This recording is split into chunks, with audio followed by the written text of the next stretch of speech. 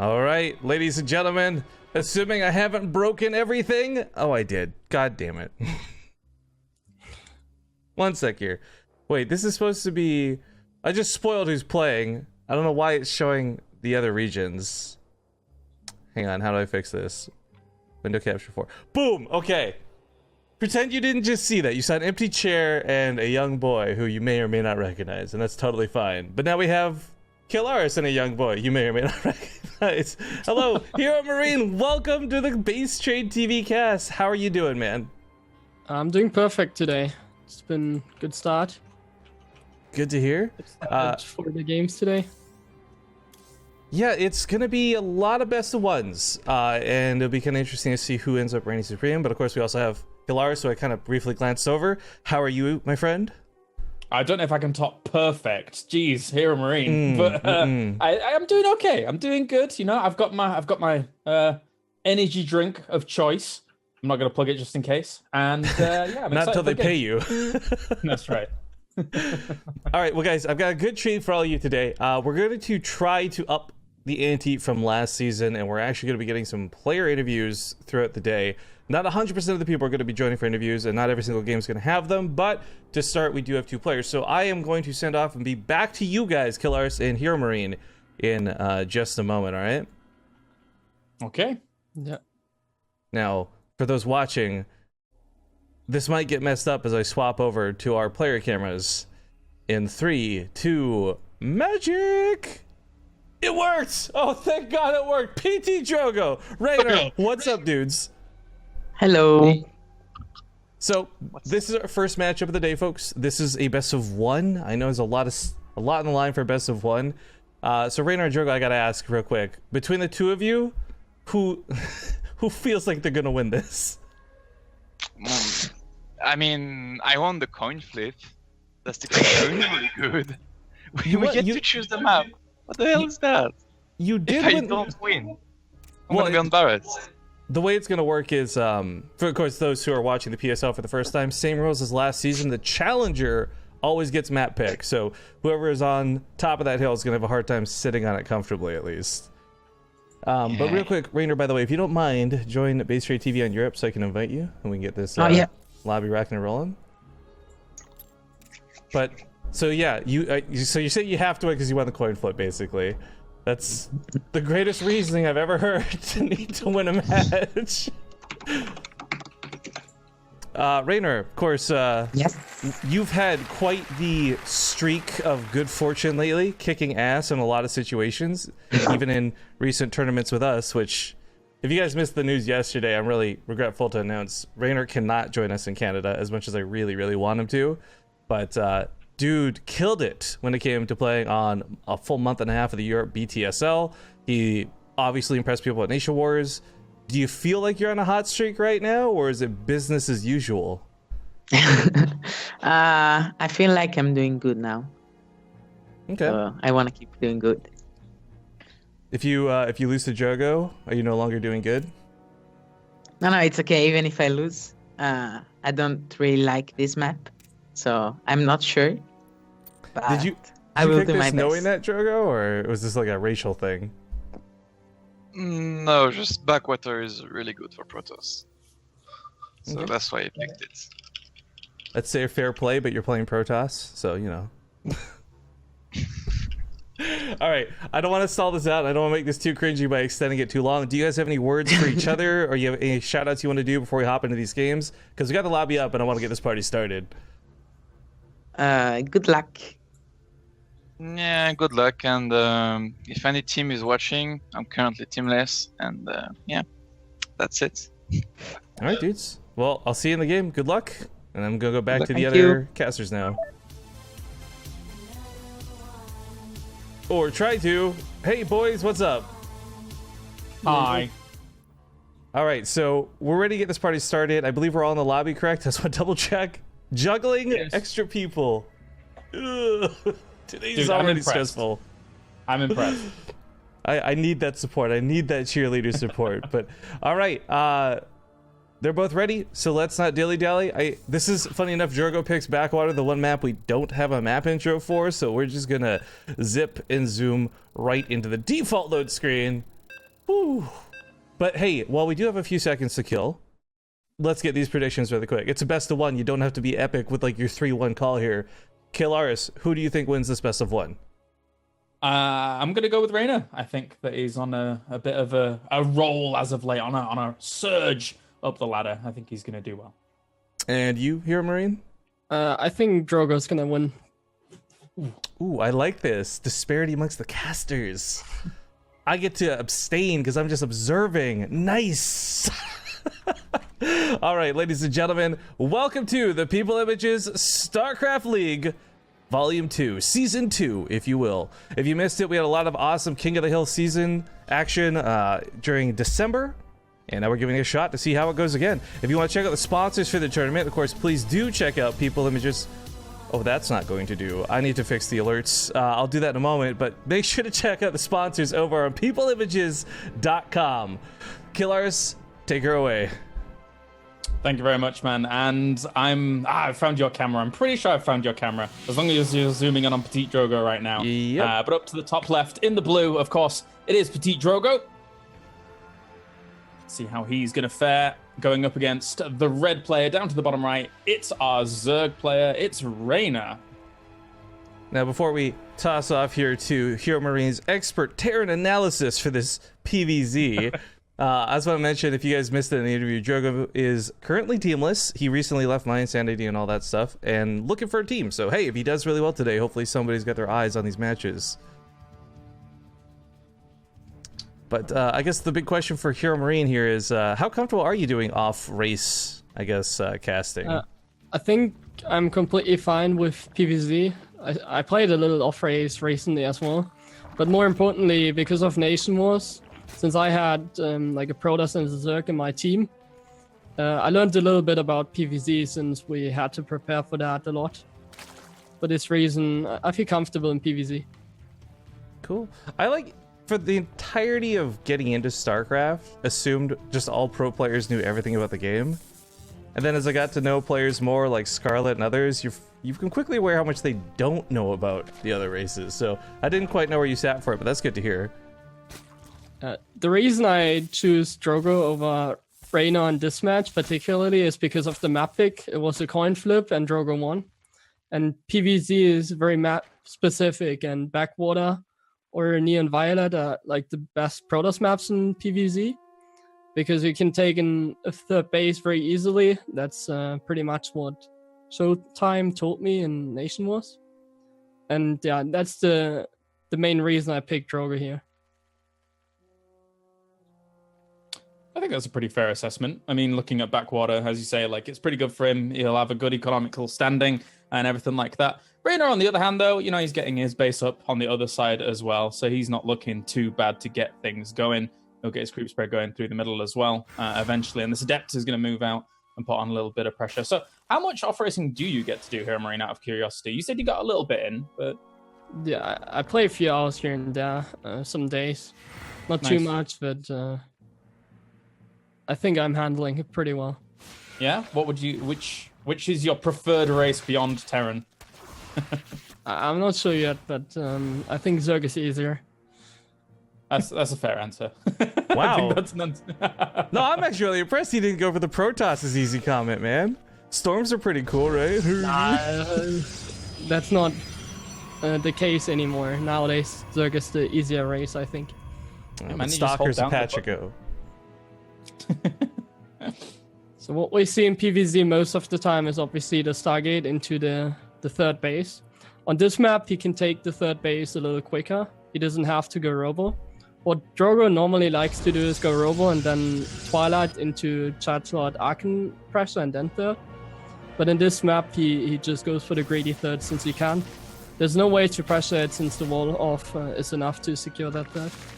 Good little pressure as well with that Oracle, finding himself, even it's not necessarily the drone kills, but the lava kills into the drones, obviously, over at that third. So denying a little bit of the economy from him. And obviously the scouting, the map control, as you said, and pulling the queens out of position is a victory as well.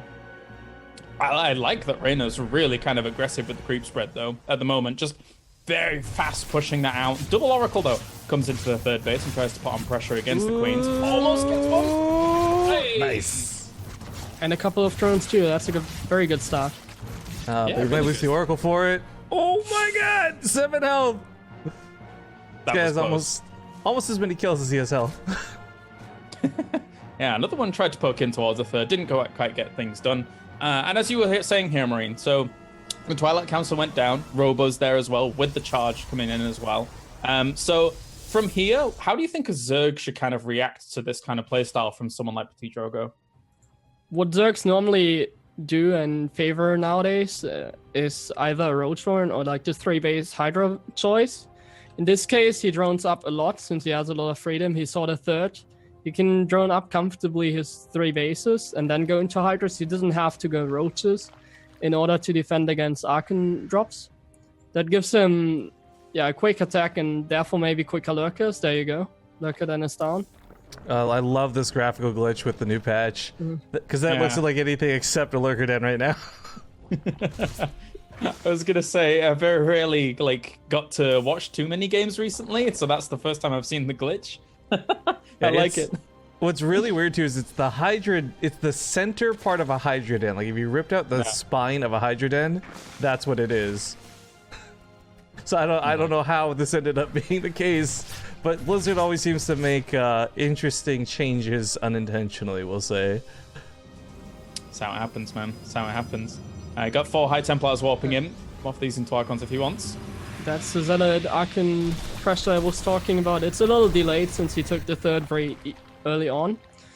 And because of this, Raynor didn't get roaches. Most of the Zerg players prefer to get roaches out in order to defend against it. He should be fine in this case. Drogo just does this as a pressure to trade some Zealots to deny the fourth particularly. And to avoid Raynor from getting more creep threat. You want to thin out the Zerg as much as you can so he doesn't get map control and can just lurker drop you.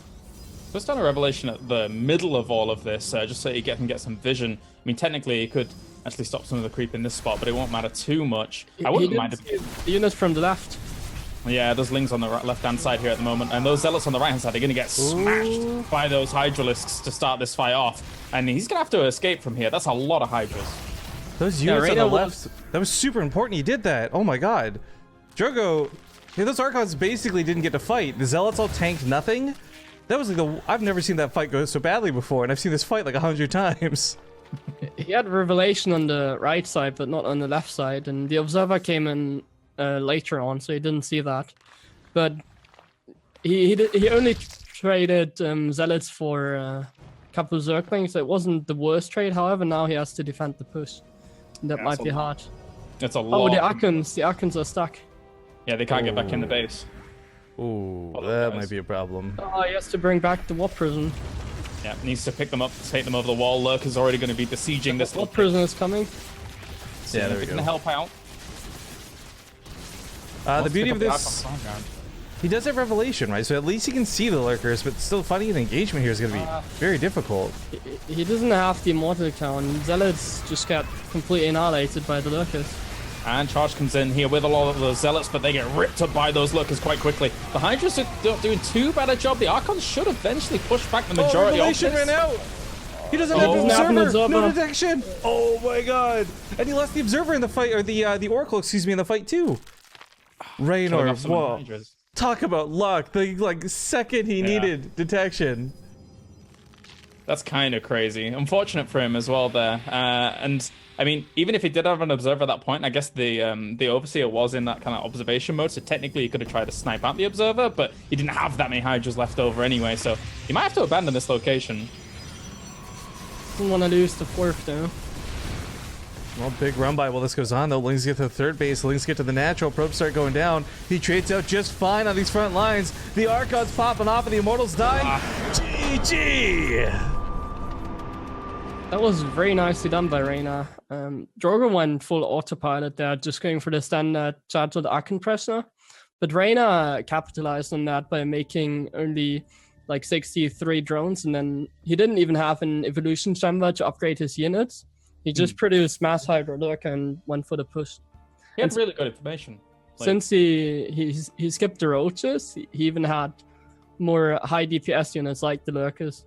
And Drogo, obviously, since he went for the standard, didn't have the immortal count to deal with it.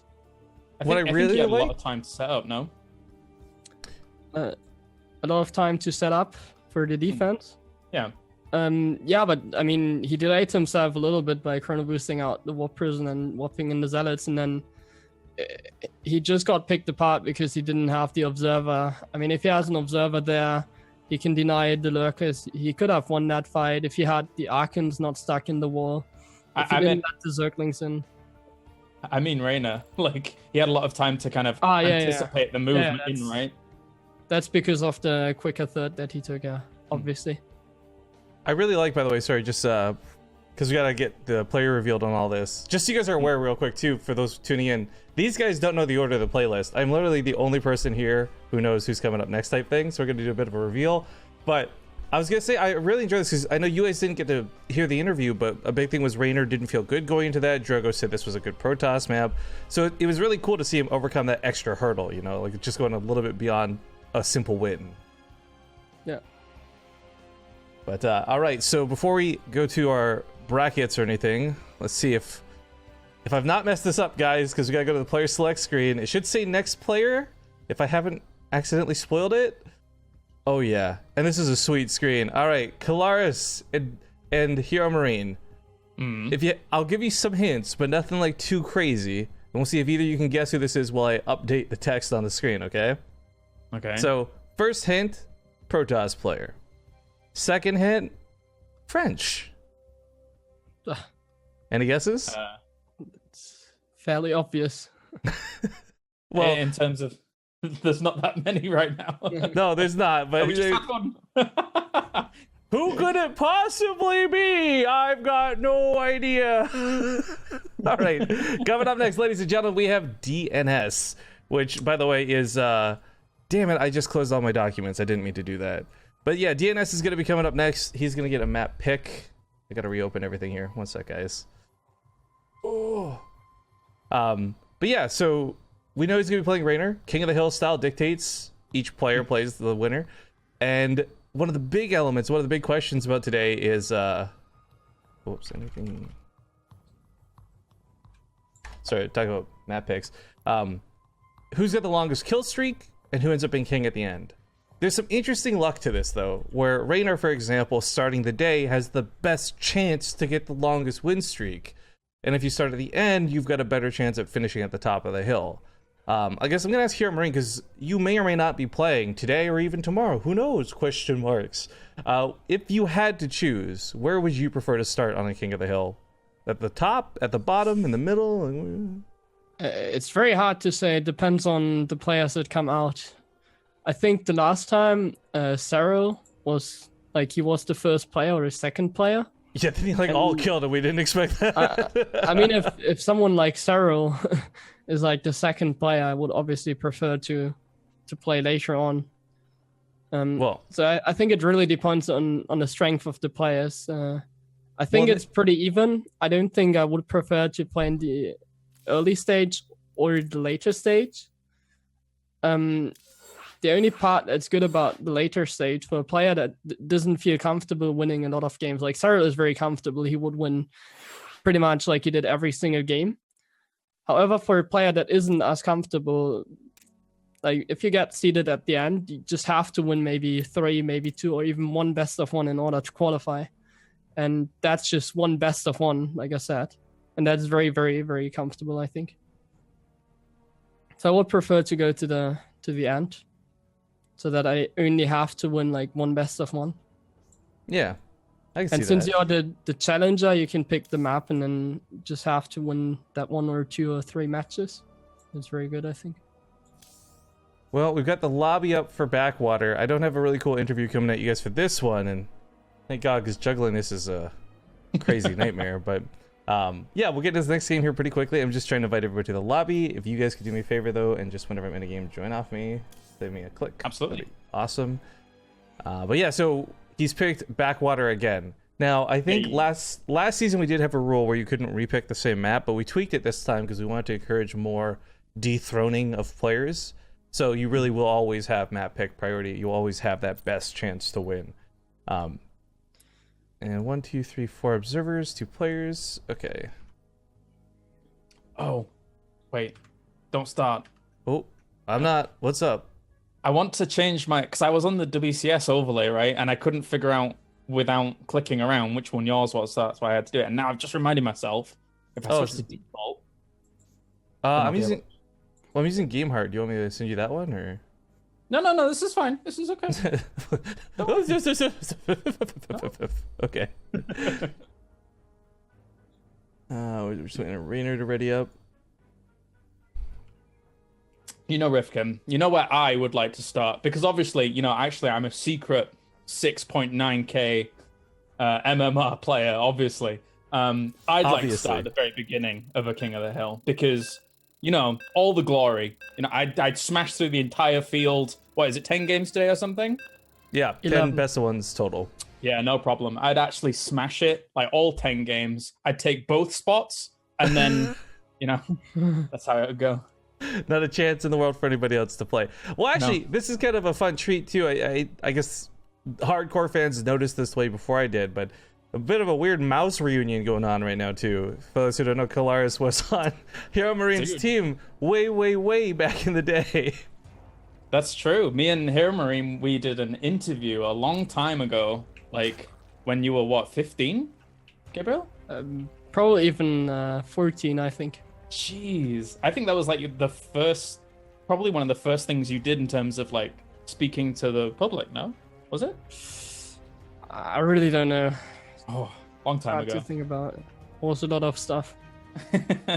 Good times. Well, Kalaris may or may not have been destined to be a good player. We definitely have 2 great players here in front of us, and a good guy who can segue well. Spawning here in the bottom right, he's the challenger to the arena. He's going to be the ever-French Blue Protoss DNS. And up to the top left in the red, it is Raynor, currently 1-0 in his matches here today for the King of the Hill. Yeah, and real quick note too, because this is this was a random number generator. I want to make this very clear for anybody tuning in. This was through whatever system of luck. Bly was on vacation. DNS had lost the semifinals. He wasn't going to be flying out to BTSL. But then, unfortunately, with Raynor no longer being able to attend and Bly being on vacation to not play a match to determine between him and DNS who would get it, DNS got defaulted Raynor's not prize money, but the flight assistance prize for the BTSL. So very awkward to have them two fight each other so quickly, as we had just resolved that this past week. But DNS is really good French player, obviously. He's been killing it. He won Ting Season 4 here, as you guys, BaseTradeTV fans, probably know. And we'll see if Raynor can overcome obstacles again. I mean, he got second at the last PeopleImages league as well. Oh, you're right. I totally forgot about that. Yo, this is why we bring Hero Marine onto the cast, guys. 10 times better. He's been here for like 5 minutes. The guy's a god. You're too young to retire to become a caster, though, so it creates a weird, like, problem for you. Wait, what are you saying? I'm saying that we're old men killers, and we suck at StarCraft. Well, you're not wrong. You're not wrong. Well, right. Do you guys, I mean, there's some scariness to this, right? Where Raynor just kind of revealed how he wants to play on this map against another really good Protoss. Do you think it's more of the same, or do you think he'll change things up? Because this is very different than a typical best of 3. I think there were more mind games involved in that one match, since he just went for that big timing attack. He could just play straight up in this game and be fine. There's a lot of variations you can do. For instance, in this match, he doesn't have to go up to only 60 drones. He could get a quicker flurf, and DNS may be expecting that same type of strategy, so he's going to be more defensive. We'll see how it goes. It also depends on the opening that DNS does. And so far, he does something different. He doesn't get the tech immediately. Yeah, I like Protoss chances a lot when it goes longer on this map. I think that, you know, you asked us in the previous series who you think's going to win. I went for Raynor before. I got that right, but I'm flip-flopping now. I'm flip-flopping. I'm going to DNS side. I think that in long game, I think he can really do very well here. Interestingly enough, he doesn't go for Whoa. the standard. He goes for 2 Whoa. Stargates as his first tech choice. Hmm. And And he also got a Stalker, so Raynor really doesn't have any scouting information. He didn't even see the 3rd gateway. He Yeah. just has to assume that it's like a normal Oracle or Phoenix. Oh, this is so unfortunate because if this was a game where he went for like fast overlord speed, he might actually get in there. But he's not. Exactly. He's gone for that quicker layer, and that might just sting a lot. Oh, he's even going for air weapon upgrades too. DNS is in full Protoss dick mode, dude. Let's see what he does with it. Obviously, he's probably gonna get Phoenixes. There you go. I mean, even just this poke at the beginning is quite annoying, so we're going to have a bit of a reaction coming up from Raynor to try and deal with his initial adept. And I suppose, from a Zerg's point of view, I guess you could see that the 3rd is a little bit later than usual. Is that fair to say? Yeah, on this map, you can get it very quickly. Mm-hmm. So not seeing a 3rd definitely tips him off. But he still has no idea what tech choice DNS does behind this. Now, this is a build order that Protosses have been doing like a year ago. They did it the last time I remember. It's the standard adapt pressure into Devil, Stargate, Phoenix, and then map control. Nowadays, it's not really seen anymore, but I think Raynor still knows it. However, he's getting a Roach Horn. This might not be the best option against Phoenixes. Let's see if he cancels it, maybe. Just a small interjection here, folks. It's just brought to my attention. The one slide on the image slideshow for the sponsor banner is out of date. I will get that fixed. I can't do it today, but I know this is not a December tournament. It's happening in May 2018. Loses Phoenix, but unfortunate that. Yeah, and he didn't even get the Hydra transfused. That was Yeah. very nicely done. Maybe can attempt to deny a 4th base if he sees the drone coming over, but the Hydras are already going to escort over towards that position, making sure they can push it away from the Overlord kill, so not too bad. So in this game, Raynor doesn't go for a huge amount of units. He takes it a little slower and takes the 4th. He also got the Roach Horn, so he's probably going to go into that Hydra Roach into Lurker composition that Zerg players prefer nowadays over Baneling Hydra. You know, it's really interesting because it's been a long time since Mass Phoenix has really been in the meta for this. But I forgot one of the key things is like you get away with more buildings quickly. Taking this 4th under normal circumstances, you're in danger of Archons or run-bys. Phoenix, they can never lift this up. He gets away with this like for free. But at the same time, he picked off a lot of expensive Hydras right now. Yeah, That was a resources very lost good starting to trade. build up. 6 dead. I want a world where you can combine 8 Phoenix together and uproot this building hatchery out of the ground. That would be fantastic, but it's not likely to happen. I mean, Gotta an play upgrade on in, co-op, like, man. Oh, the Fleet Beacon. Yeah, exactly. Just rip buildings out of the ground. It'd be so sick. Teamwork, dude. Like 8 of them could easily do it if they just put their minds together. Right? Teamwork, like Heroes of the I mean, never mind. Nope, leave. You're fired. We don't talk about the inferior hots here, Killaris. Getting so much damage done though. Yeah, I'm surprised Raynor didn't throw down more spores. Not that spores are great at dealing with Phoenix, but I mean, there's really nothing to push this back. If they ever catch Hydras, for example, transferring, there's nothing to protect them at all. Yeah, he's still going for the all-in here. I think this was more like a spontaneous decision. He took the 4th to trick DNS, but now he's going for it. There's only one immortal right now for this defense against And 10 he doesn't roaches. have Storm. Yeah. Nor he's also not getting Archon, so this might be very dangerous. He doesn't expect it, I think. He's Corona boosting into the storm at the moment. He knows he needs it as quickly as possible. But I know he's stuck behind the wall. Yeah, that's really, really brutal because those Hydralisks are getting a lot of free damage whilst those units are trying to move back into the base. The shield batteries are not done in one photo cannon also going down here, but he's going to have a hard time holding. He really needs to get Storm through here, and 2 Storms might be enough to kill off the Hydras. However, where are However, the Phoenix for this? Not even getting involved. Raynor might just be able to break through before he gets there though. He also lost the Cyber Edit's course, so no extra Stalkers. He's going to have just Zealots and High Templars trying to warp in. And especially no extra shield batteries anymore. Yeah. So now he doesn't have the static defense to hold off that push. This is really important, though. DNS held back. Now Charge is done. Storm's done. He's got the tech, but he doesn't have the army supply. And this fight position is not favorable as well. Doesn't have any High Templars left as well. He's going to try and pick up some of these units with the Phoenix, limiting as much damage as possible, but it looks like Raynor is going to bust through hardcore. It's a literal god! I shouldn't have flip-flopped. He adjusted to DNS play and executed perfectly after losing maybe too many overloads, but that was done beyond well for me, because again, it's another thing where you have a Protoss player picking a very Protoss map with the intention of screwing over Raynor. Two of some of the best Protoss players Europe have to offer, by the way. I mean, the only guy missing from this mix is Showtime.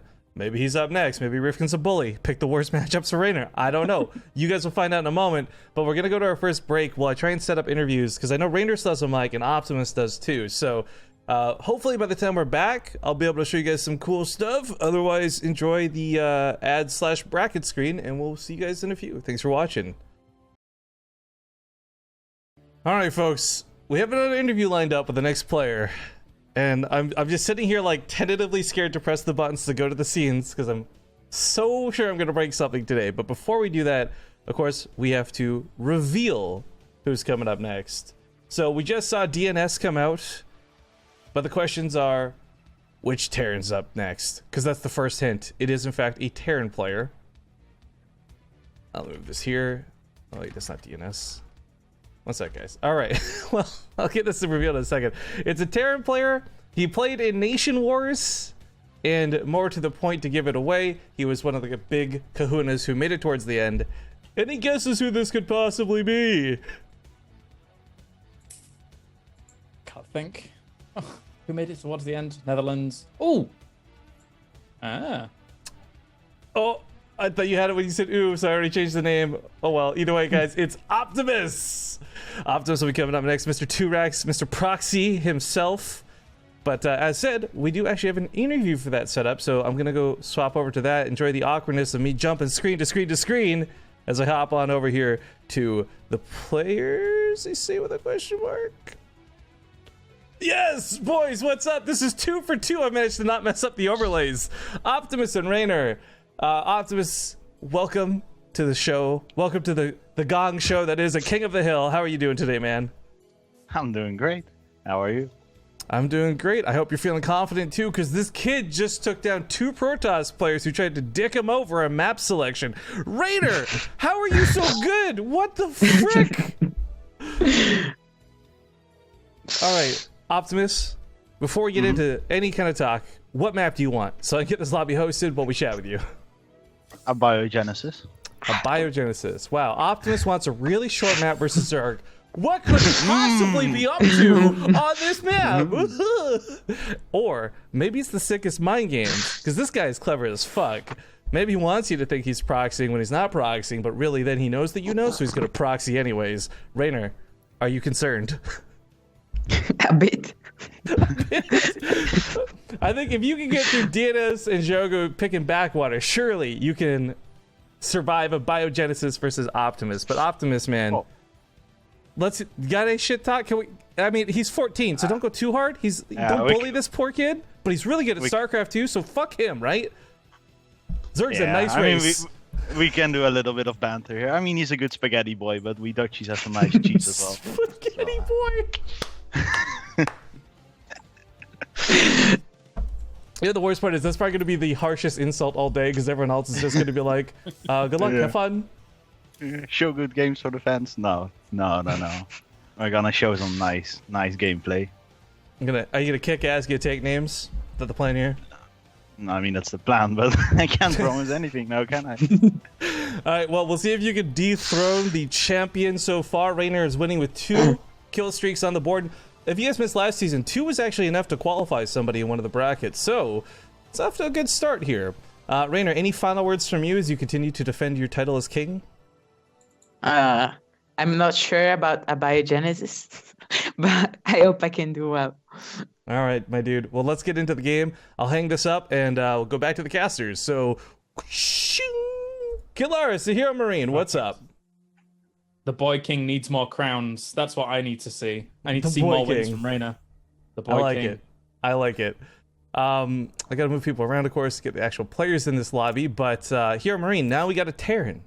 I've done you. Yeah, unfortunately, there's not many in general, but I've managed to find at least one for you to cast today. The European tournament is always very hard, yeah.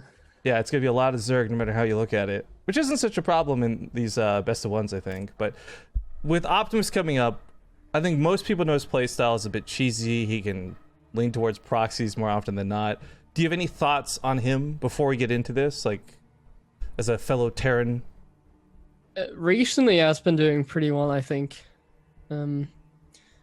He's a little like a roller coaster. Sometimes he has a very good peak, and then he struggles again. Then he has a really good peak.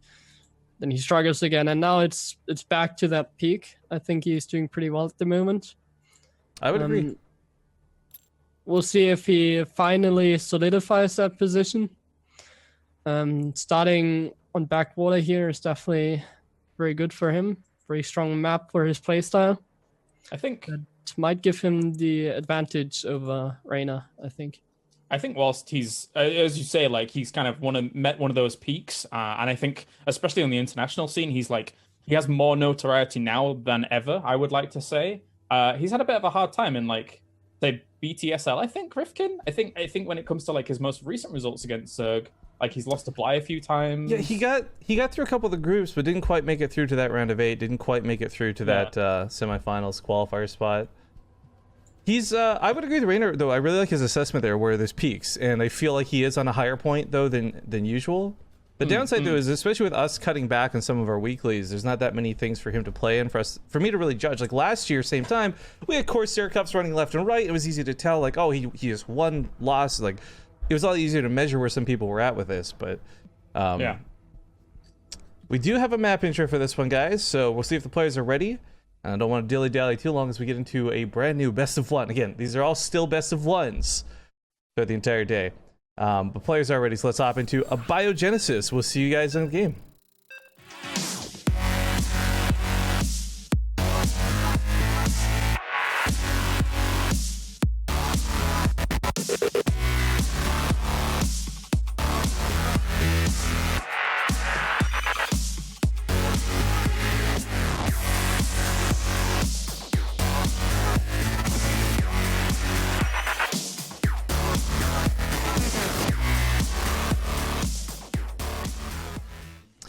Quick apologies for the intro, guys. For some reason, that was scaled way too big for the screen. But hey, you know what? The music was there. We're still hyped, and we're getting into a brand new best of one with, of course, the new challenger here in the top left side of the map. We got the red Terran Optimus. And down to the bottom right-hand corner in the blue, 2-0 at the moment. It is the Boy King. It is Raynor. Of course, I'm casting with Kilaris in Hero Marine, and this is made possible by the sponsors. Again, PeopleImages.com. High quality website for high quality people. If you're looking to make the best damn looking project or website or anything that requires stock footage or stock videos, be sure to check out PeopleImages.com. Because straight up, oh man, the alerts are still bugged. I will fix that, I promise, guys. But PeopleImages.com makes this possible because they're literally paying people to come cast, which is great. So it's not, we get some variety, we get some extra people, and we get expert analysis from players like Hero Marine, who finally has the Terran to commentate. Oof. Okay, so you've already mentioned in the interview, what could Optimus possibly going for on a map like this? I thought he was going to do like a Reaper build, or maybe even a Cyclone Hellion / Hellbat attack, but he's going for a one-base build order, which I haven't seen at all. Biogenesis is just, generally speaking, one of the smaller maps, so I was, even if you're not going to proxy, like I agree, like something you could just build at home and still get that same effect, but I don't know, maybe Optimus really is playing the mind game. You know, he picks a small map as a known proxy player just to mess with Raynor before the game even starts. I totally would have expected something aggressive here, which he does, but I personally, I didn't expect him to go for the one base here. And I don't even know what this exactly is going to be, so let's find out. I mean, looking at it from a psychology point of view, like, again, you know, I mentioned those, like, losses to Bly in BTSL. Of course, he did fine elsewhere in BTSL, but, like, if you look at I didn't see these games, but he lost to Nerchio and Namsho just recently in the Wardy TV thing as well. So his record against Zerg recently hasn't been great. So this is a good map to be very aggressive, try and catch his opponent off guard here, and try and get a sneaky win in, I think. Well, it's funny the players you mentioned, by the way, because I feel against Bly, it's not the same. Bly's a very different breed of Zerg than most. But losing to Nerchio, losing to Namsho, you're like, okay, then yeah, he lost to some more of the regular stuff in StarCraft 2, and not 8 Nidus Worms back to back to back. But yeah, Cyclone to follow this up is going to be a lot of damage. Oh, you're trying to deny an Overlord, but Cyclones have garbage damage, so, you know, we'll see you in about 2 lock-ons. He needs to. It's so bad. Cyclone damage is just so bad to air. Yes. He's gonna get it with the barracks, I think. But still, I really don't know what this is gonna be.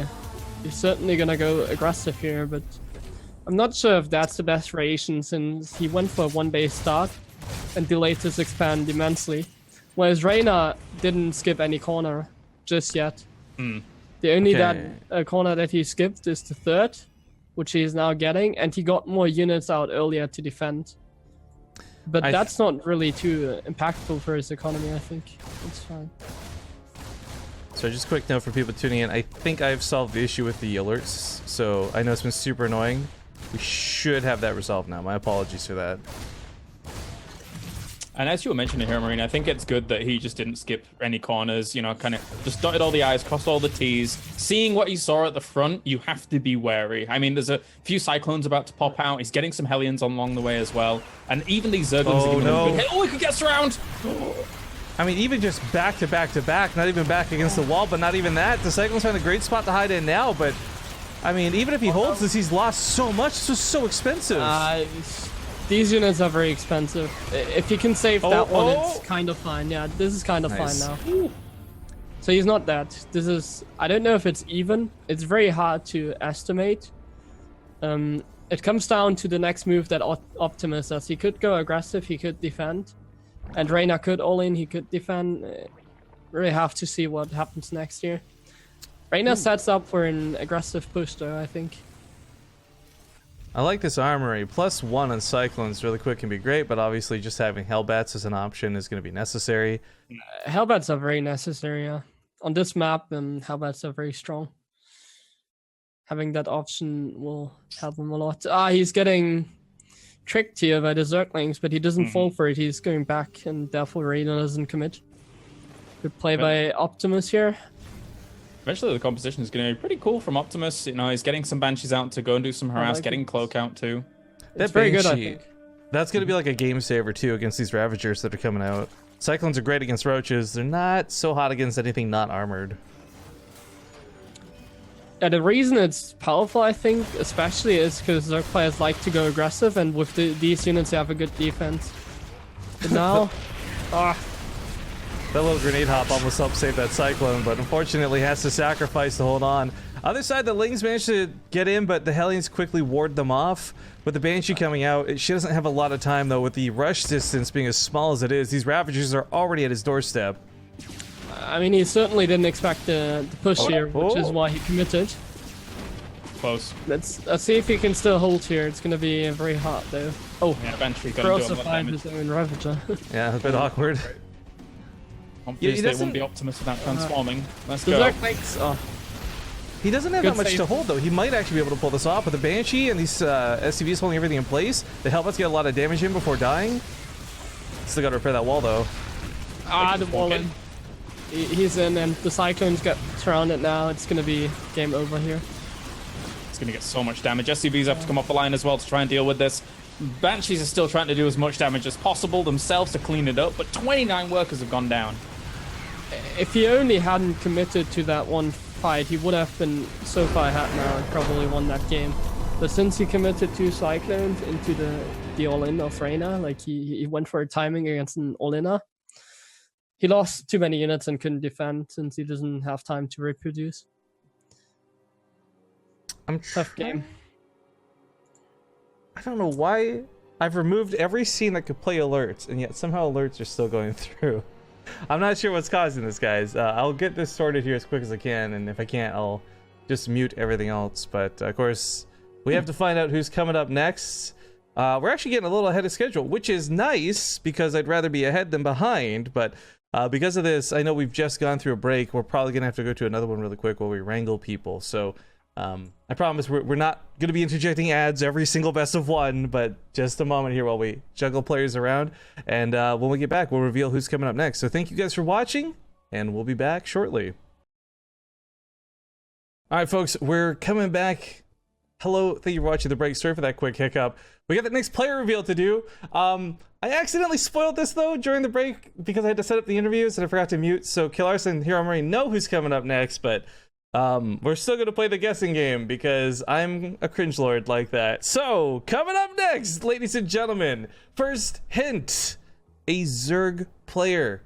He's pretty good at StarCraft 2. You've seen him around for many, many years. And I guess the not so obvious, but at the same time obvious hint is that he's a Zerg player from Team Liquid. Who could it be? Killaris, any guesses? Oh wait, did I mute this? Hello? One sec. I did. All right.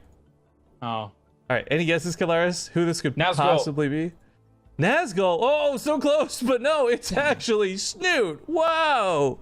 Wow. Who would have thought?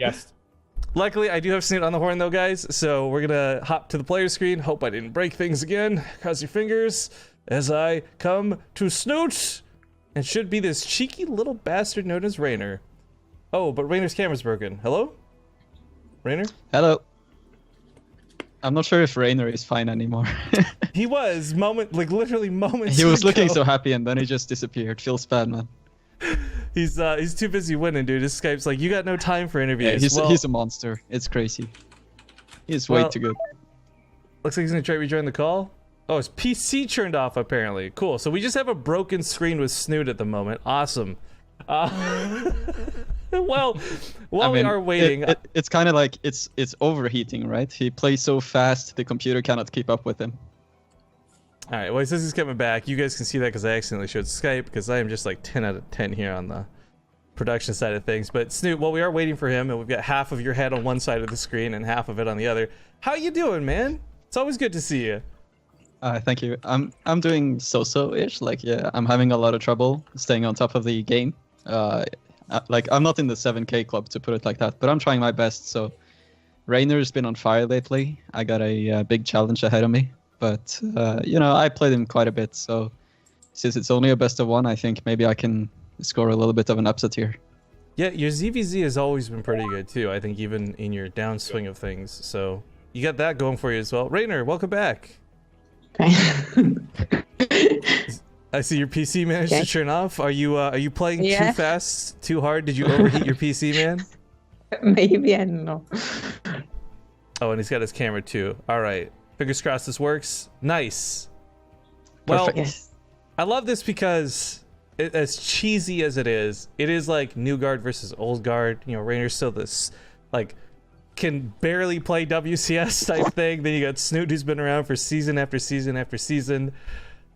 Raynor, while you were gone, Snoot said you were a little shit and didn't stand a chance. Do you have any?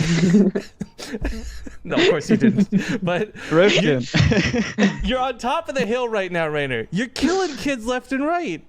Honest opinion, okay? Don't hold back. Don't also be rude if you don't need to be. But this is Snoot, who's amazing at ZVZ classically. Are you worried about this matchup? Is this the most worried, or do you just whatever? I got this. I'm a bit worried because Snoot is obviously really good, and I don't know. I may need a bit of luck. Okay, fair play. He's Snoot? so kind. He's so adorable. Yeah, I don't. The worst part is we got Raynor. If this was like Nerchio or somebody, people could totally shit talk him. But Raynor's like this adorable ball of like happiness. You can't be mad. You can't shit talk him. Yeah, it's amazing. It's amazing. All right, Snoot, map pick, sir. You've had time to think. You're the challenger. Any map out of the current, not the bad new map pool, but the good map pool. Thank goodness. Yeah. I think we'll go on backwater for this one. Wow. Hey, Raynor, you sick If of that's backwater possible. yet, dude? Yeah, absolutely possible. Okay, that's good. I mean, I know he played already on it, but I guess we can choose it again because it's a pretty good map, I think. Yeah. I think the more we have a chance to dethrone Raynor, the better. So Snoot, before we do go into it, any words for your opponent, kind or mean? Take your pick. I mean, look at this guy. Like, he's so adorable. Like, I can only say kind words to Raynor. Like, he's been an absolute monster lately. I've had my fair share of troubles going up against him recently as well. Like, his CVC is quite the monster mode at the moment, so I'm just going to show as good of a game as possible and hope to take him down. All right, well, dudes, I will see you in the arena. Thank you for this quick chat. And now back to Killars and Hero Marine. What's up, boys? Sorry to keep you waiting. That's fine. I like what you said, though. You know, like with Snoot being like the classical ZVZ player, he's like the Rachmaninoff of ZVZ, like playing Flight of the Bumblebees, but he's actually playing Flight of 1 million Bumblebees because his hands are so fast, you know? 1 million bumblebees, man. That's right. That just sounds like static at that point. There's just too much noise going on to appreciate it. Just so people are aware, we're gonna take a second here though, because Hero Marine, excuse me, not Hero Marine, Raynor is relogging on everything. We weren't joking. His computer literally broke down, so he's got to get back on StarCraft and stuff too. But I guess again. Best of ones. Let's make the predictions, guys. First to you, Hero Marine, between Snoot and Raynor. Who do you think takes it? I don't know how active Snoot is at the moment. Since he beat him at Nation Wars, I would say that Raynor is going to win again. But because of the map, really indecisive. I'm going to go with Snoot, actually. Okay. Killars? Just because of probability. I don't see Raynor winning against Snoot like consistently. So yeah. I will second this notion. I think that when you look at Europe and stuff like that, you when you look at Europe, traditionally speaking, especially in the last couple of years, Zerg versus Zerg has been like all the rage for this region, right? Everybody who is good at Zerg has been phenomenal at ZVZ, and Snoot has proven that time and time again. Whereas Raynor isn't necessarily one of those names that you see constantly in tournaments beating all the very top Zergs, admittedly because he couldn't play in many of the WCS challenges before and stuff like that. But so far, I'm in the Snoot train for ZVZ. I also am absolutely Team Snoot just based off of a history of things, but Raynor's got some magic going today, man. Like, I really don't know what he ate for breakfast, but I'll have what he's having, you know? And it's taken a few months for him to get on. He's getting on now, but yeah, this is I think it'd be really cool. When we saw Serral do a big all kill on the brackets last season, I don't think it was too surprising because it's Serral. But for Raynor, he's already like 3 bodies in. Like, he is, I would not expect it out of him, but he's getting to this point where he's almost locking down a guaranteed second place finish because there just won't be enough players after he gets dethroned. If I remember correctly, the only player that Serral actually lost to was Snoot at the end.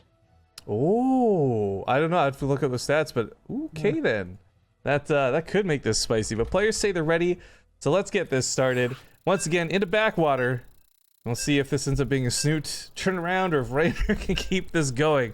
He is, I'm really impressed with him. I gotta be honest, like really, truly impressed with him. Yeah, it's looking really good. Solid.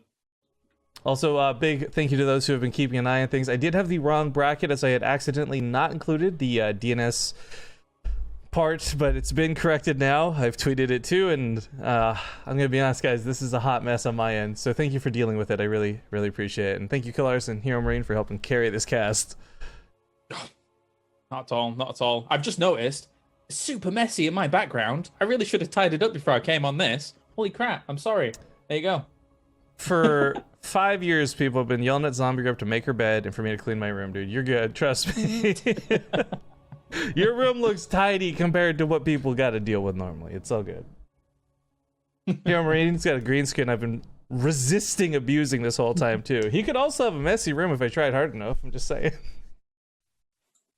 Could you put the shooting star meme on the background for him? That'd be great. Oh, that'd be great, yeah. Now, the last time I did green screen shenanigans, MarineLorD was on, and we put him in a hot tub full of women. Oh, get that. I want to see Hero Marine with that. That sounds fantastic. That sounds like a Take TV after party is what it sounds like. Homestar Cup's coming up soon, right, buddy?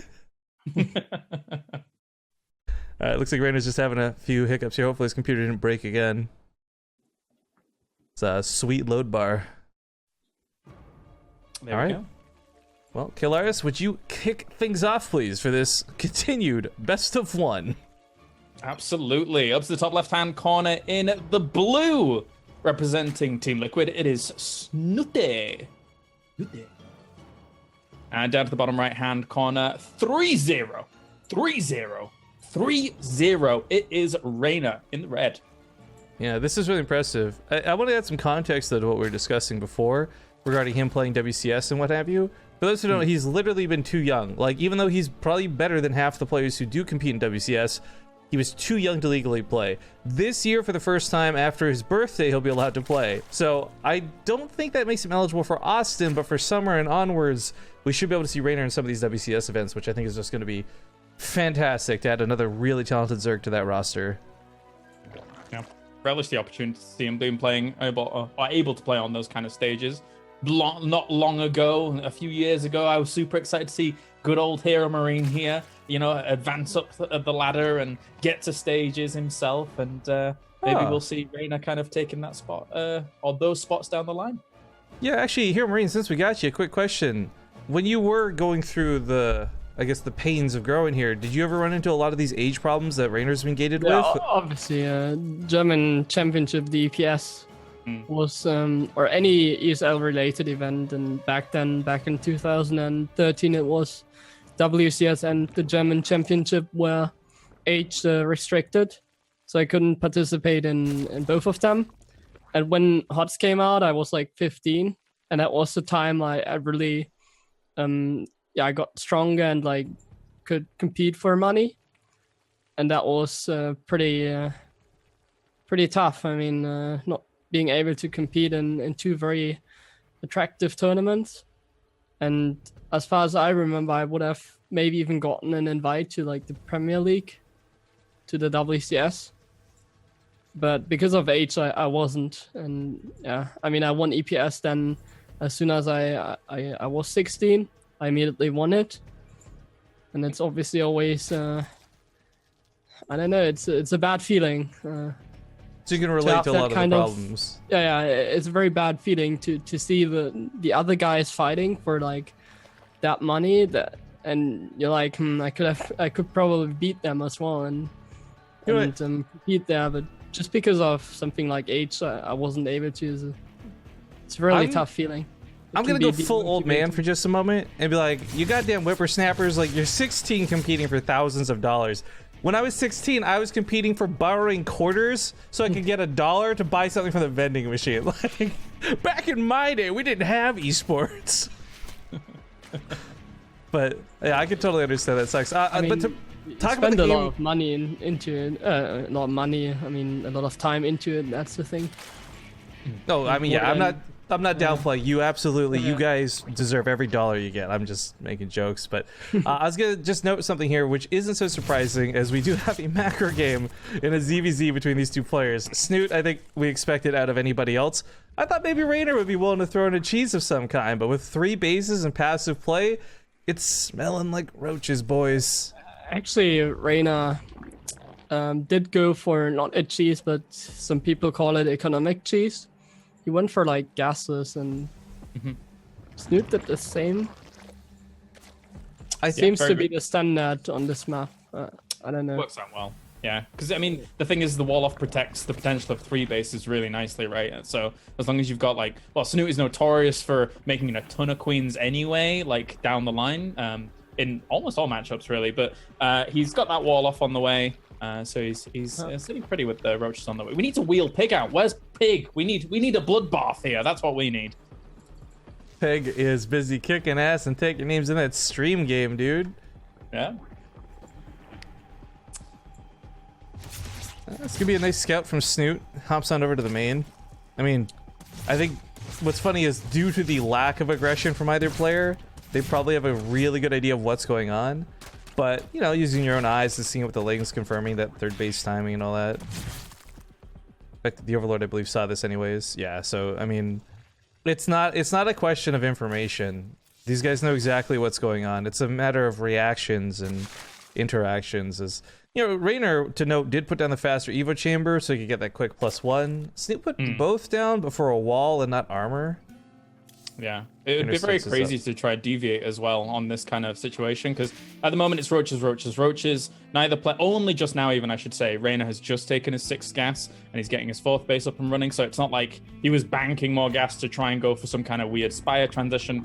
No, it's just going to be a lot of ground play for now, and see where they can find each other's fights then.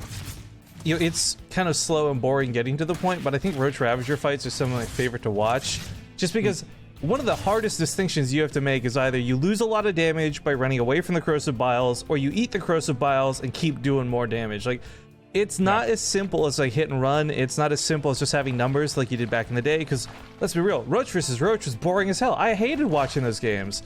Ravagers change things up, Hydras get added into the mix, and this becomes a very exciting matchup. Yeah, it's kind of like, you know, when you have those Roach Ravager fights, it's not only do you do damage, it's also because you're forcing your opponent to move so much, you're technically denying a lot of damage from happening from your opponent as well, right? So it is a really cool dynamic. I like it. Also, the defender's advantage isn't that high with Ravagers. You can't just be defensive and get corrosive bile. You have to be taking fights as well, even if you're the defender.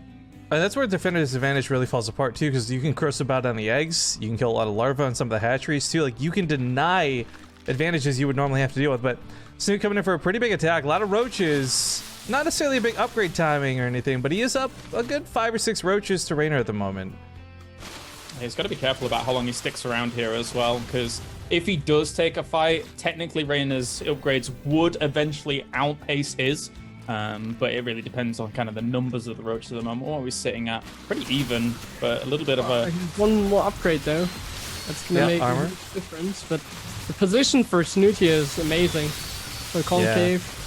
He came in with 3 extra Ravagers too, which is a lot of extra range. As we saw, Raynor's roaches were just kind of running around trying to even get to the front line, trying to get in range for the fight. So he's down by quite a bit, and Snoot now doubling the roach count, still has the Ravager advantage. Looks like he might just be pushing through to break poor Raynor, who he's had 3 kills so far. Is this where it ends?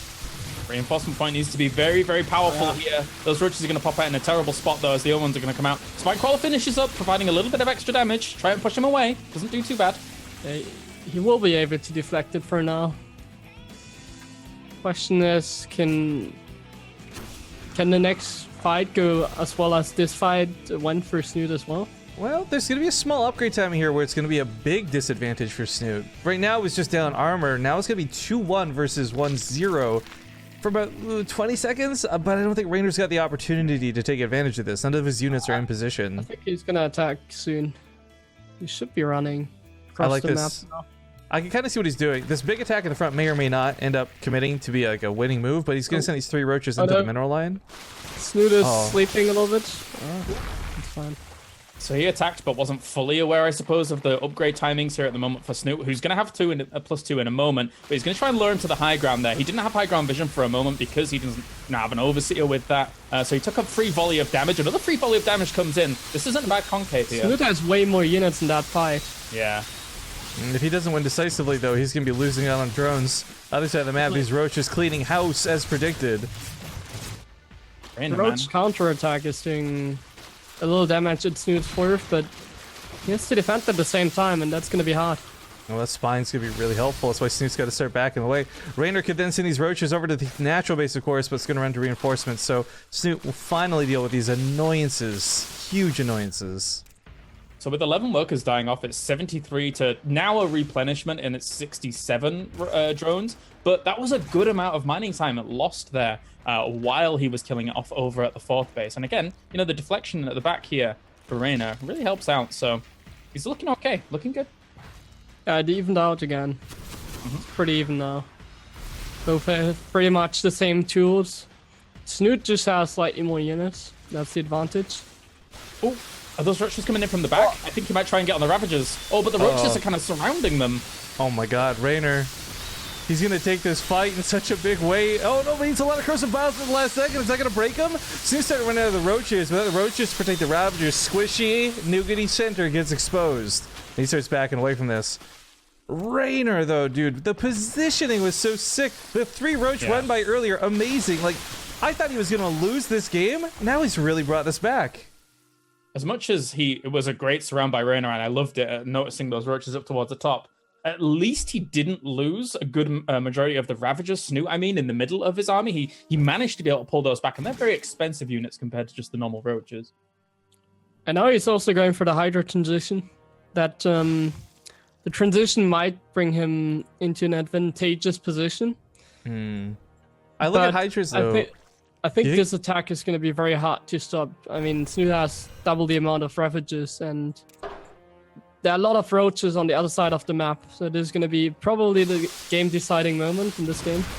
Another good counter-attack. Corrosive Battle's going to land at the front here and not connect with anything. As if he keeps defending like this, Raynor's going to run away with this, but Snoot's trying to go for the jugular. Oh, he gets some good Corrosive Battles. Oh my god, he almost executes all 3 of the Ravagers. Zerg regen kicks in. 1 health on those Ravagers keeps him ticking.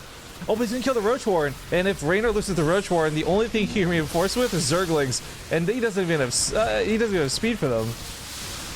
Yeah, he's gonna be super careful here, very careful. He's gonna have to keep dancing back and forth against this army. If he can break down some of these roaches, he technically has the slightly better economy. Roaches are coming from the back here. He knows he killed off that base. If he can keep hold of his bases, he should be in an okay spot. And he can build Hydras in order to reinforce. That's I forgot about that.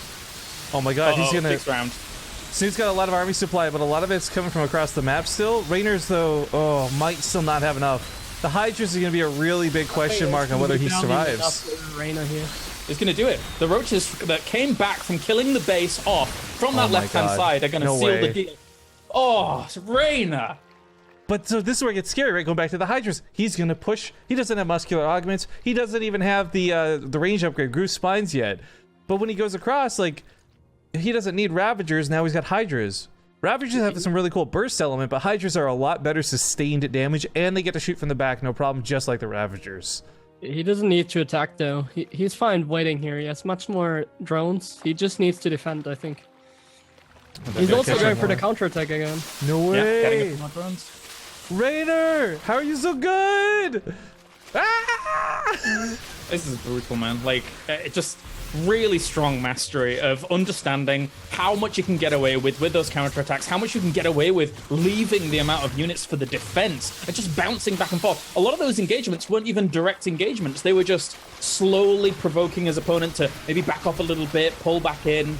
Very nice by Raynor. I was going to try and cut him off. Didn't get there in time.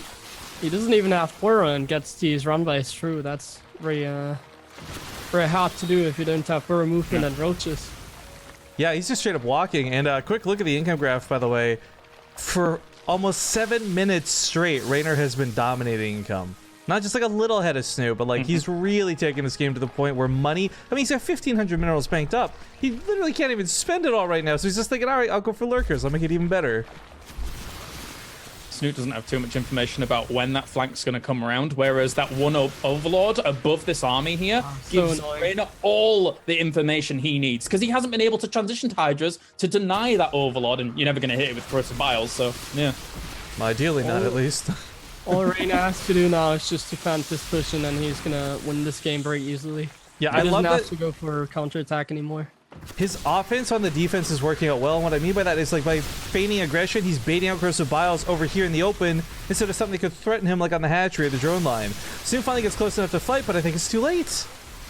He's going to take this fight, but this is still a really good spot here for Raynor. He's hoping that the Corrosive Biles get massive, massive value, but Raynor is not allowing that, and saving pretty. I mean, Snoot's drone count's low. He never replaced the base. I think he knows that it's pretty much all in. Do or die. And given a best of 3, I think Snoot could totally turn this around, but this is a best of 1. This is going to be the only game that he gets to play. Pretty brutal. Corrosive Biles once again trying to do a little bit of damage at the front whilst he pushes in, but all of the roaches at the back aren't really doing anything for him right now, and he lost all the roaches at the front. Oh, you know what? So he has to be a bit careful with this. His fighting position is very favorable for Snoot. If Raynor can get out like 2 lurkers, though, and he's making them right now, there's no detection from Snoot. There's no overseer. Oh my god, lurkers are also just so good against roaches in the first place. A really good point. There's not many roaches to tank for these Ravagers anymore. He's going to push straight on in. By Raynor. Ouch. Bottom time for the lurkers, though. Lost some army, replaces it with the money. I mean, I want to complain about the extension, but he just makes 20 roaches casually and still has almost 3k minerals in the bank. and Snoot doesn't reproduce as much as he can. Crystal Bell's trying to land on the Ravagers, or on the Lurkers, but even then, Lurkers can unburrow and dodge them most of the time. He Big doesn't counter. even morph the Overseer to get rid of the Lurkers. Fully relies on the corrosive files to hit. It's awkward Lot for of Raynor. roaches. Hits this base, but there's not a lot to hit with it. He's overcommitted with the Roaches by accident for what should have been a normal run by. The counter attack though again. It's massive. So many roaches. So they're going to spread to every single mineral line. As long as he can hold this off, as Oh, the there's drones an are going to Overseer. come off the line. The Overseer now can see the Lurkers too, which is a big problem for him. He was really relying on the Burrow and the Lurkers keeping him alive, but when it comes to an actual base trade, like, yo, Ace 1, Ace 2 in the chat, boys, because I think Snoot is still going to lose this. He just doesn't have the numbers to outrace Raynor, who has just so much on double bases right now, completely cutting mining. Drones down to 24. GG, he does it again! Nice. What's that British thing? Like a mad lad? Is that what he is right now? Holy Mad lads. cow. That's right. Mad lad. Utterly. It's like, in the end, it's like collateral damage, right? He knows... He knows through all of the phases of the game, he's slowly getting edges, and is at the end, I suppose, with that massive counterattack that he executed there, he says, well, I've got so much bank compared to the crippled economy you have. If I just send these over there and give this base up, you're going to be losing so much in the process of trying to take this base anyway, and I'm going to kill off everything at your side. Really nice. I'm amazed because, like, he's just... Like, I want to just sit here and be like, oh, he's just so good at the game and not explain why. But things like deciding Hero Marine pointed Raynor doing, like, these run bys that normally every other player requires burrow and tunneling claws to do. He just knows timing and positioning to run by, to walk through, and it's just great, frankly, watching this happen. But time to get super awkward on calls, guys, because the next guy does have a microphone and a camera. We'll do the player reveal, and I'll try not to spoil it for our casters this time. But this won't be a long break. This will be. We're not actually going to play commercials. We're just going to go to the break screen for a second, though, while I get this sorted. So we will be back here in like a minute. No commercials actually playing again. And if you want to check out the sponsors of the tournament while we're waiting, you can help us out a ton by going to PeopleImages.com. Even if you never plan to use this website, you should still check it out. It's got really high quality stuff. The pricing is better than most other websites of the same kind out there. And we'll see you guys here in a few. I messed up quite a bit here, guys. I really apologize. We've been muted this whole time because I'm a garbage human being who can't do much. So, Rifkin, that was some nice interview here. you know what's great? Nobody heard the cringe of me asking bad questions just now. So, I win ultimately in the end is what it comes down to. So, quick recap before we get into the game.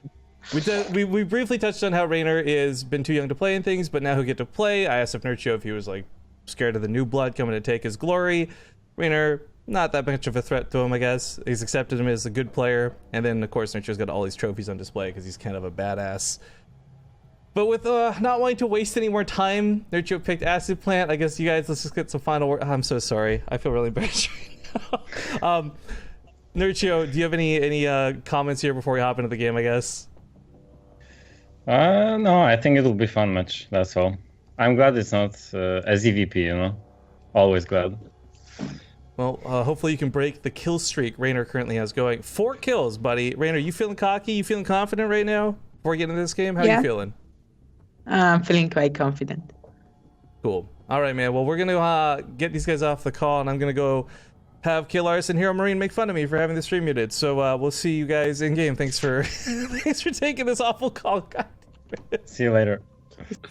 All right, hey guys, what's up? Welcome back. Hey, how's yeah? Ooh, how's it going? Hey, nothing happened while you were gone. You've got a lot to juggle, man. So don't you worry. One question I have is Raynor? Is it like always eternal? It's 5:30, right, in Europe or CEST. Is it eternally dark in Italy? Like, or is Raynor his just screen's like all black, right? Yeah. Yeah, I don't know. Wear something black. Yeah. He's just like a floating head in the space, but I don't know. I kind of feel like maybe he's just in a super chill environment right now. He's comfortable. He's playing. The dark does him well, apparently. But I'm sorry about that, chat. Again, the mute thing. What's weird is I looked at it, and when I unmuted, I muted my camera, not our microphones. So it was unmuted technically. I can't even. But yeah, this is a lot of extra chores for one man to do, and I'm not gonna make excuses. I'll do my best just not to mute things again. So thank you for that, and yeah, with that being said, Acid Plant was chosen. You guys didn't hear that, obviously, but Acid Plant was chosen, so we're gonna get into game. Before we do, same questions. Killaris first. Who takes this? Does Raynor continue the kill streak, or does Nerchio finally dethrone him? I feel like I have to go with Raynor because I want to keep introducing him. Like, You just want to keep that hype going, yeah. Yeah, so I can like add little extra things to it each time. It's gonna be great. Here, Marine, your predictions? I'm gonna stick to the same way I did in last game for the same reason. I don't think he can beat someone, especially like Nerchio, that I know is practicing at the moment a lot, very consistently. So I think Nerchio's gonna win. I'm gonna say that I think if it goes to a macro game like what we saw, I think Raynor could take it. But I think if Nerchio does anything cheesy, it might just knock Raynor down a peg. But I'm mostly just saying that for the point of contention. It wouldn't really surprise me to see Raynor winning here again. Like, he's very evenly matched in the best of one against Nerchio, I think. Also against Snoot. The fact that he does it so consistently today is quite amazing. Well, we're going into Acid Plants, and we'll see you guys in game.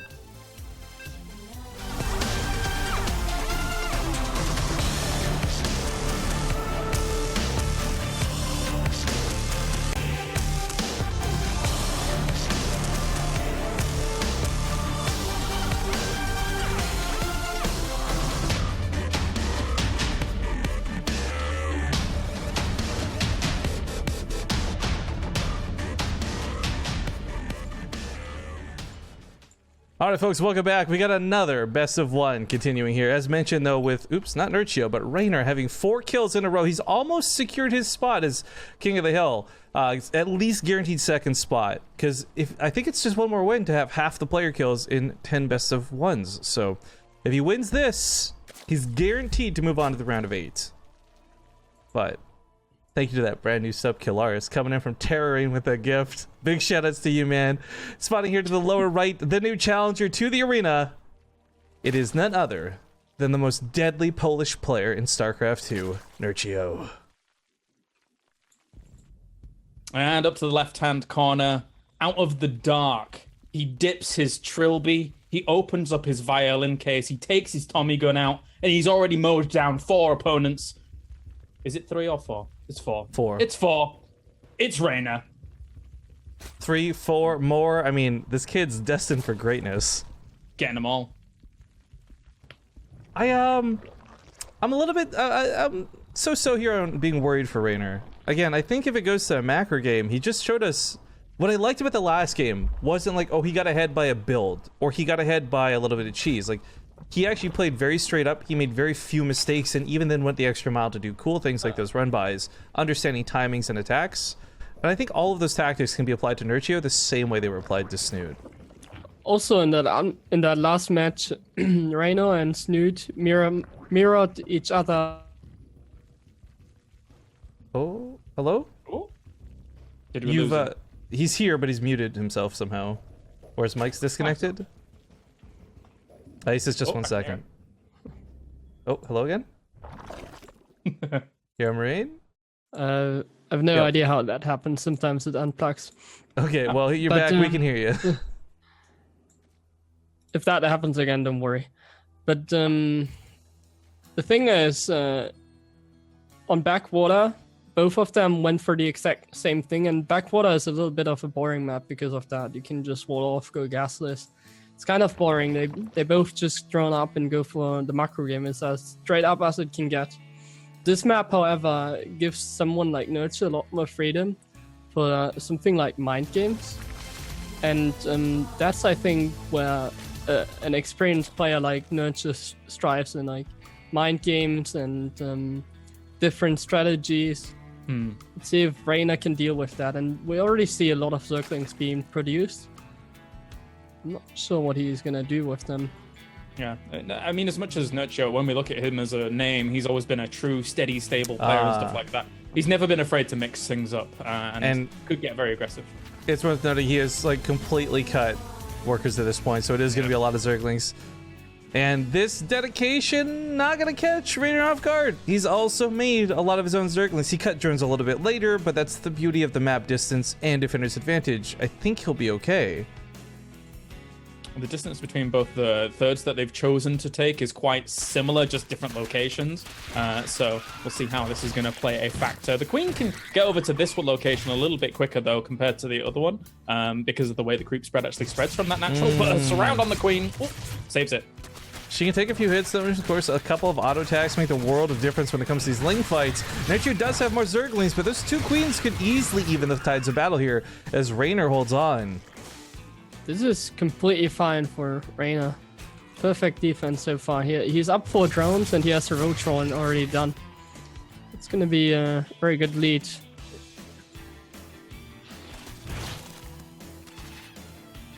Well, the Ling fights do continue. Nerchio's looking to amp it up by going down the route of Banelings. This will help deal with the Zerglings, but not the, as mentioned by Hero Marine, Roaches that'll be coming out. Roaches in low numbers, though, not so good against Lings, so Raynor still has to play a little bit careful. But this is huge. To have a lot of Roaches out is going to be no problem dealing with those Banelings.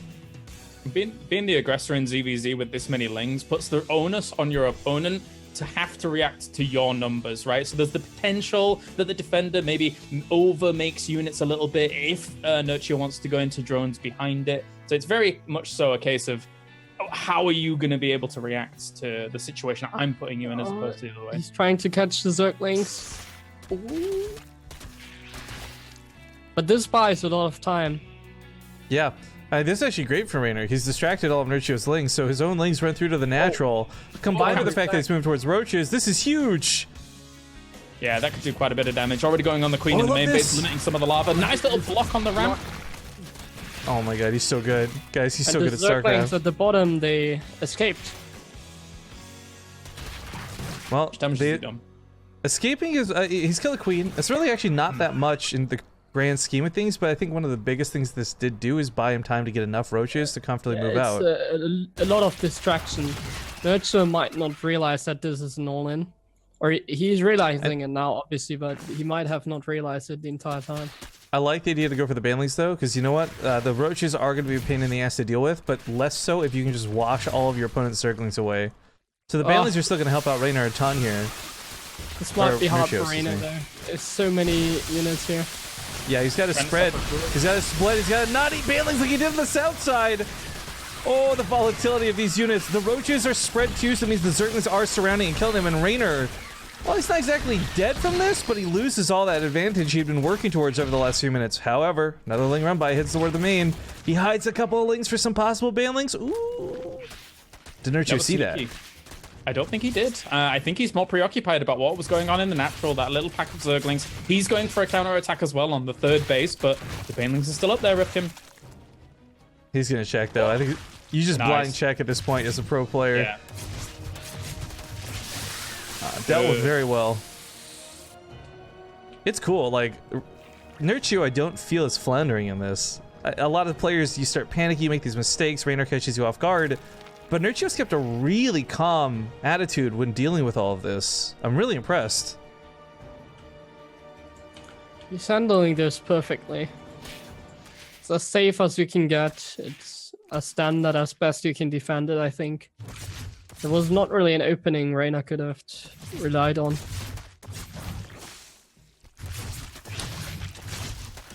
This is not getting the counter damage Nerchio was hoping, but it does scout and does his own distraction tactics. It's really funny to consider how just overall low the drone count has been compared to last game. Both of them get to like 60, 70, no problem. These guys are struggling to get above 30, finally reaching 40. Oh, nice little trades here. Actually pretty perfect. 2 Lings and a Banling for each. Yeah, doesn't get too much done with that. I mean, he was ahead on workers by like maybe 6 or 7 for quite a while, was Nerchio. He needed to catch up in the road for him just a little bit. But even, maybe, was that a drone? Was that a drone? No. I mean, it's 44 workers to 41 now. So Raynor's caught up a little bit on the side of blue, and he's still good. Yeah. he's pressuring, and Nerchio's making tons of units. If he can escape here and just defend against Nerchio's counterattack, or even if Nerchio drones up now, he's going to be up in economy again, Raynor that is. Well, it's been actually really Nerchio heavy for the last 5 minutes, where he's had more and better, I guess, income from various mining off this base. Raynor's catching up now, but I'm a little bit concerned about this layer timing. One of the big things missing for Raynor is like speed on these roaches. They've been very slow and sluggish to get anywhere on the map. Nerchio, however, should be able to get speed at a good timing ahead of Raynor. He's getting it now. He's getting it now, though. It should be fine. It will end up being a window, but it's quite a small window, I suppose, as it comes along. As long as he just starts it straight away with that Glirio Constitution. Oh, this is nice. And deny on the 4th. And good scouting. Seeing that Nerchio wanted to take a 4th is good. This is not, that's what makes it clear. I don't think Raynor or Nerchio are the type of guys to throw in a Spire on the back end of it, but I would love to see, that's my favorite move in ZVZ. When you don't commit to it, but you just make like 8 mutas or something, clear up the map of the Overlord, strip their vision. Nerchio didn't cancel it. Oh, that's huge. That's 300 minerals gone forever. Woof, never coming back. Constantly poking and prodding his Raynor. Very good stuff. The advantage now, though, in Nerchio's camp is that the Hydralisk Den's very much so underway. I don't know if he's going to be able to hit quite the window that he would want to with that. We shall see, because, yeah. It might be too greedy.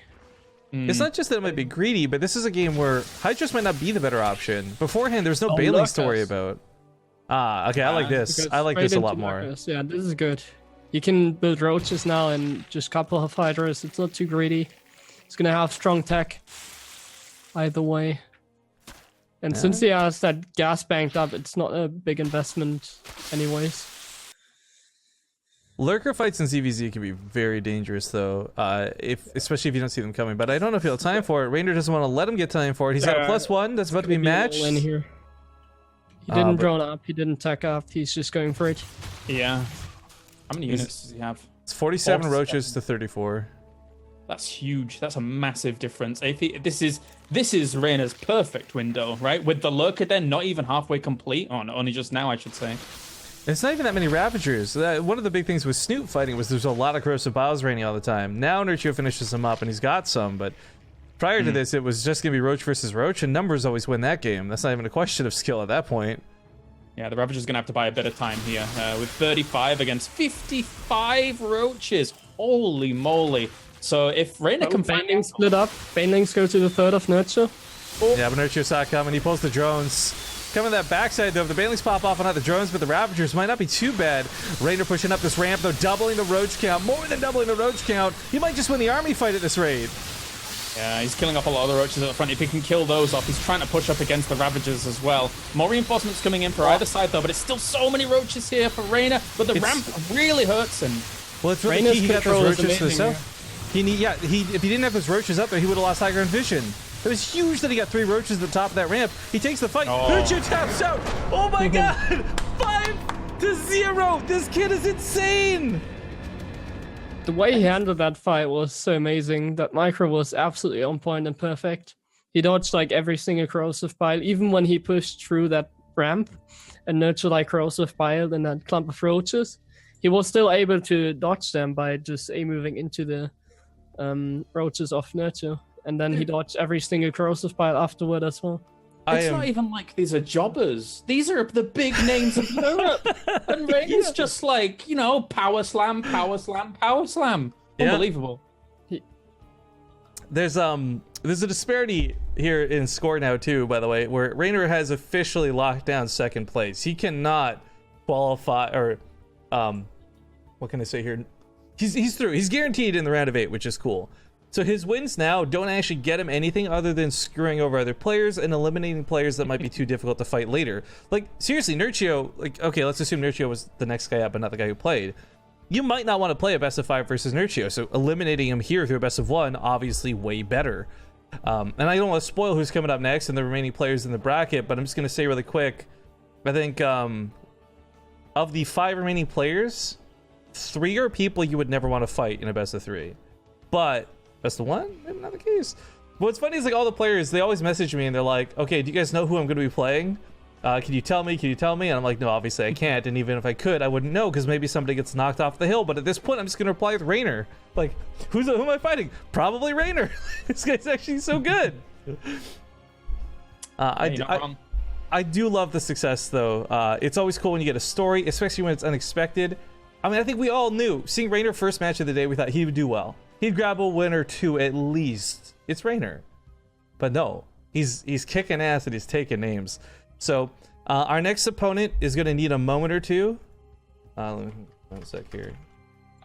If he can't do a video interview, then we'll just reveal who he is now. But if he can, we'll wait and ham it up.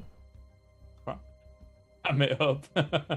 It's the official phrasing. I mean, let's be real. This whole player reveal thing, it's like it's got an epic screen, it's got cool text, but it's just like, who could it be? Will we tell you? Who knows? But let's get some guesses actually here, because we do have to wait a moment when I'm talking to this individual. Of the people in Europe, I guess this goes more to Hero Marine, but I'll get Killaris' thoughts after. Of the player base in Europe, who do you think, of players who haven't already played, could stand a chance to knock Raynor out at this rate? Do you mean like the players that are going to play today? Or do you mean any player? Not necessarily limiting it to today, but like if there's any player in Europe right now who you would pit up to be like, I need to knock this guy down, who do you call? Just knock him out. I think the format is good for a non-ZVZ matchup. And since there aren't that many turns I can rely on to, beat Raynor, I think someone like Uthermal would have a good shot. But there are more Prolosses that I think have a good shot at taking him down. So like grab like a Showtime or something, or a Neeb? Yeah. Like Showtime, Neeb, Harstem. These are the Prolosses I think can safely take out Raynor. Well, I have good news. Our next opponent will be able to join in on the call. So we'll get another quick peek into Rifkin not muting things. Again, I'm going to be very like hyper aware of what's going on and make sure it doesn't happen again. But yeah, for those who, because it's been brought up on the Team Liquid thread, as I just went to go check this casually, everybody who shows up to play, win or lose, like this is what makes PeopleImages so great. Win or lose, showing up, they get $50. Easy peasy. So yeah, some of these guys get knocked down pretty quick, but hey, they walk away with some decent cash. And of course, there's still the prize money for the round of 8 and onwards to win. So $6,000 in total, lots to win. But we're going to, I guess we hop into a break here in a moment as we get this call set up with the next players. So thank you guys for watching. Be sure to check out the sponsors over on PeopleImages.com. And yeah, we'll be back in a bit. Quadruple checking that we're unmuted. It does appear. So far, so good. We have a new challenger to the arena though, folks, and we of course got to do our fun guessing game. So as we go to the next up screen, the hints are going to be fairly easy. I don't think this will be too hard, but I'm gonna try to shake it up. We'll make it a little more difficult. Well, again, we'll go more towards the are you guys paying attention to the StarCraft players in their lives approach to it. So first hint, easy peasy, it's Zerg, right? Okay, another ZVZ, but who could it be? This guy's been around the scene for a while. He's pretty world renowned, but he's been spending a lot of his time in Canada of lately. Any guesses? TLO. Yeah. Bloody freaking Dario. Yes, sirree. We got TLO coming up next, guys. We'll see if maybe some more creative tactics, as it's so often referred to, might be what it takes to knock down Raynor, who just unstoppable at this point. Like 5-0. We said it before, I'll echo it again. Did not expect him to do this well. Expected him to do well, not this well. It's really cool. So with that, guys, we're going to go to the player interviews. So sit tight and TLO, welcome to the call. Hello, friend. I said to these guys jokingly, but I'll say it again. Raynor, I'm getting real sick of calling you, man. You got to quit winning everything. But before I ask TLO any questions, I got to ask Raynor, do you have no lights in your house? You're just a floating head on a black space. Yeah, 1 second. I'm sorry. Oh no, you don't have to turn the lights on. I was like, it must be so dark in Italy right now. Jesus. There's no sunlight for these guys. Oh, I like your setup. Are you like in a basement type thing or what? Yeah. Sort of. That's cool. Well, Tilo, welcome to the show. This guy, he just won't die. Do you have any special plans? Don't tell me what they are, obviously, but you got any tricks up your sleeve for him? I think I have a pretty good idea how he plays, but that doesn't. He's playing an excellent CVC, so it's just in CVC you just gotta not be lazy even to the late game. Raynor is very good at punishing laziness, so it's gotta be a hardworking German here. Well, you are the newcomer, so you get map pick any of the maps in the good map pool. Do you have any choices here? We're gonna go with some. How about some Blackpink? Pretty vanilla. I was gonna say it's the first time we've had because normally every time we cast the best of 3, it's Blackpink, Neon Violet, Catalyst in some various order. This is the first time we're seeing Blackpink today, so that's kind of cool. Raynor, are you scared? Does this map worry you at all? You're the defending champion right now. You got the current crown. No, I really like this map, but I'm still a bit worried. Tilo is pretty good, so. You keep saying that about everybody, though, man. Yeah, they're really good. Everybody's really good. There's a lot of good Circ players in Europe. Whoa, that's such a crazy statistic to throw out there. I'll have to double check that to see if that's real. Yeah. DVC Fest. Well, Tilo, obviously a longtime fan. Love watching you play. Any words for Raynor? Even if it's simple as you're going down, kid? Like, anything at all? Oh no, I only have the best wishes for Raynor. I think he's, it's excellent what he's doing. But I'm gonna beat him. So there you go. Other than that, I wish him a bright future. All I heard was you're gonna beat him. Good. All right, Raynor, get ready to go down for the first time today. Tilo, thank you very much for hopping on the call. I'll get us going here in just a sec, and I'll see you guys in game. Oops, ended that a little bit early, but okay, the transition still provides. There we go. Get everyone in the lobby. Killaris, Hero Marine, welcome back. Hi. I start with Hero Marine last time. We'll go with Killaris first this time. Predictions. Does Raynor keep winning? I on at this rate, I think so. He looks great.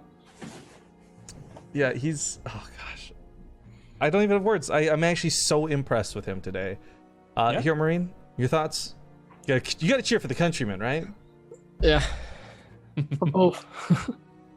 He's like, yes, I will reluctantly cheer for Tilo because we are both German. No, for both. For Okay. Italy as well. Fair play. Perfect.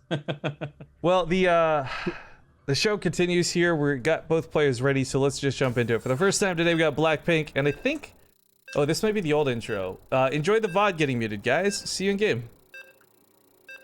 Click, clack, bada bing, bada boom. 문을 박 차면 모두 날 바라본 그지 애써 노력안 해도 모든 남자들의 코피가 팡팡팡 팡팡 바라바라 팡팡팡 지금 날 위해 축배를 짠짠짠 Hands up 내 손에 바라 follow 해니 네가 말로만 듣던 걔가 나야 Blackpink in your area Boom baya Yeah, boom baya Ladies and gentlemen, welcome back. Once more, we jump into the fray for this continued King of the Hill. All matches are best of 1, but this kid here in the top right's got 5 kills on that body count. It's none other than Exceed's Blue Zerg Raynor. There's a spinneroonie in the middle of the ring, and down to the bottom left-hand corner in the red, it is Mr. TLO, Dr. Dario. Now, we're going to talk about the players, but quick shout-outs to the sponsors, because again, someone in chat, hey, thank you for the excuse to talk about them, asks, what is PeopleImages? Or what does PeopleImages mean? PeopleImages.com is a stock photo stock video website boasting some of the highest quality images you're going to find on the internet. And what's best, too, is their prices are really competitive. So I know not everybody tuning in here is making a website, and not everybody tuning in is working on some college project. But if you are, and you want the best-looking images, the best video quality, for the best prices, be sure to check out PeopleImages.com. But I think I found a way to make Raynor lose this game. We did have him turn his light on during the interview by mistake. I don't know if he turned it off again afterwards, but maybe that bright glaring light will distract him from his play. I hope not, man. I want to see him go all the way. That would be the sickest. That would be so good. You know what? Personally, for Raynor, I think that would be amazing. It's a shame though. If this was like a Shoutcraft style event with Total Biscuits format, he'd be winning money every match. But with this format, it's just the straight up the $50 for playing, and then whatever you win through the round of 8 and onwards. So again, it's interesting because there's no monetary increase. It's just totally pride, honor, and glory for him at this point. I mean, if he can keep coming back and I get to see his brilliant smile every single interview, I'm happy with that. So, like, the kid doesn't stop smiling. That's the best bit. He's just so adorable. I love it.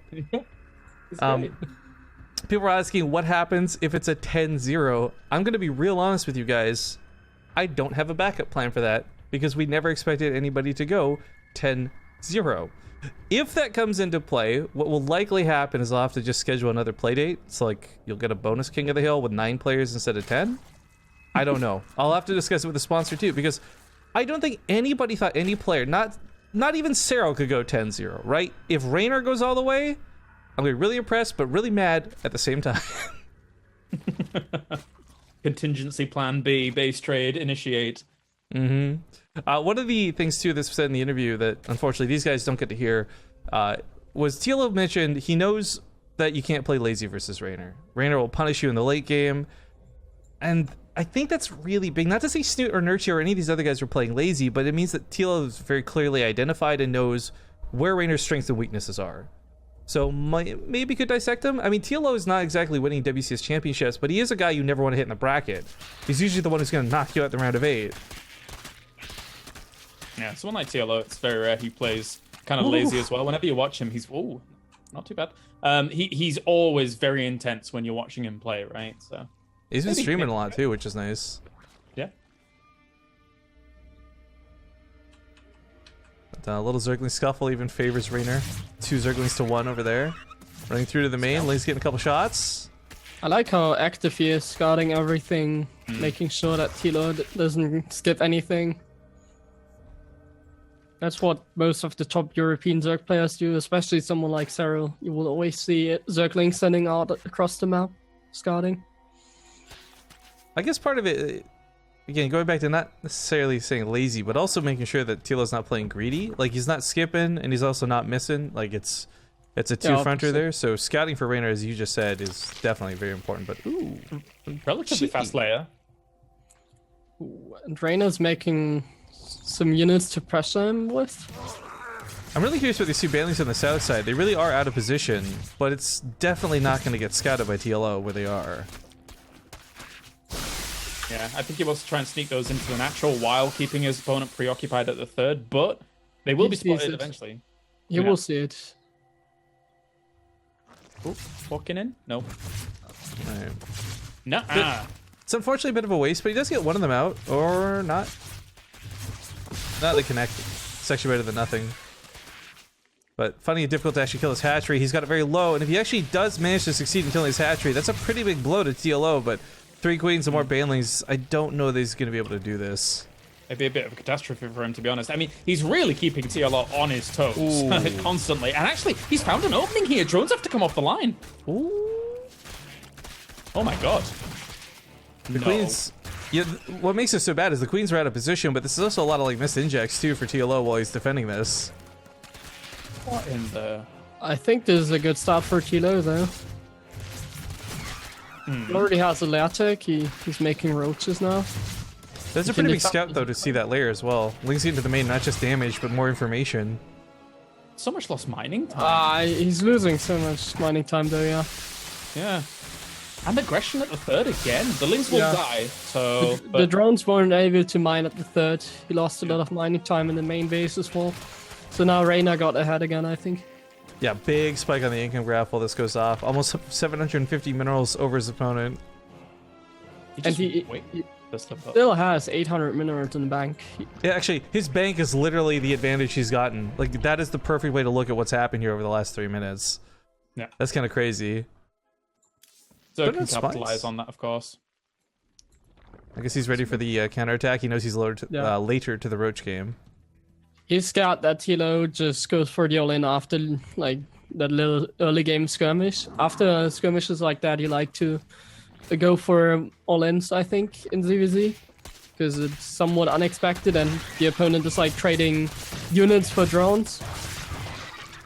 but it doesn't really do it. TLO is straight up here. Oh, The banelings. I don't believe Raynor saw that. This No. could be problems. Now, if he's quick to the reaction on the drones, you pull, you split. Like, it might not be that bad, but this is. I think he's gonna see it maybe. They're coming in. 3's a weird number. No way. This doesn't get that many kills though. Only 5 for 3 He's banelings. gotten at least 7, I think. Yeah. Yeah. 5 is like nothing here. All right, Maynard, calm down. 3 is a bit crazy, like to have in there and not do too much. Sorry. I've broken Rifkin. I'm sorry. I want now. I really want Maynard and here Marine to cast together, like beyond badly. Pushing out with this. He has a few banelings in the mix there as well, just TLO, but he actually, I think he moved into the middle of that army at the front, lost a few roaches. Ooh, kind of cool tactics, by the way. Drop Overlord coming out. I like this for the possibility of the banelings, maybe like this, just so you can guarantee hit the heart of the army, or just fly around the corners of the map. Impact, the Korean Zerg player who's also been on fire recently, likes to do Overlord drops of any variety, whether it's banelings or roaches, but looks like it's going to be banelings in this case. And the inconspicuous slow Overlord. Just ignore it. Don't Soon pay any we'll attention. get there. Soon. Yeah, speed's almost done, but starts his long journey. More drop overlords are being made though, and some tunneling claws to boot. Tilo's ready to start dancing around the map and not just play a straight up fight.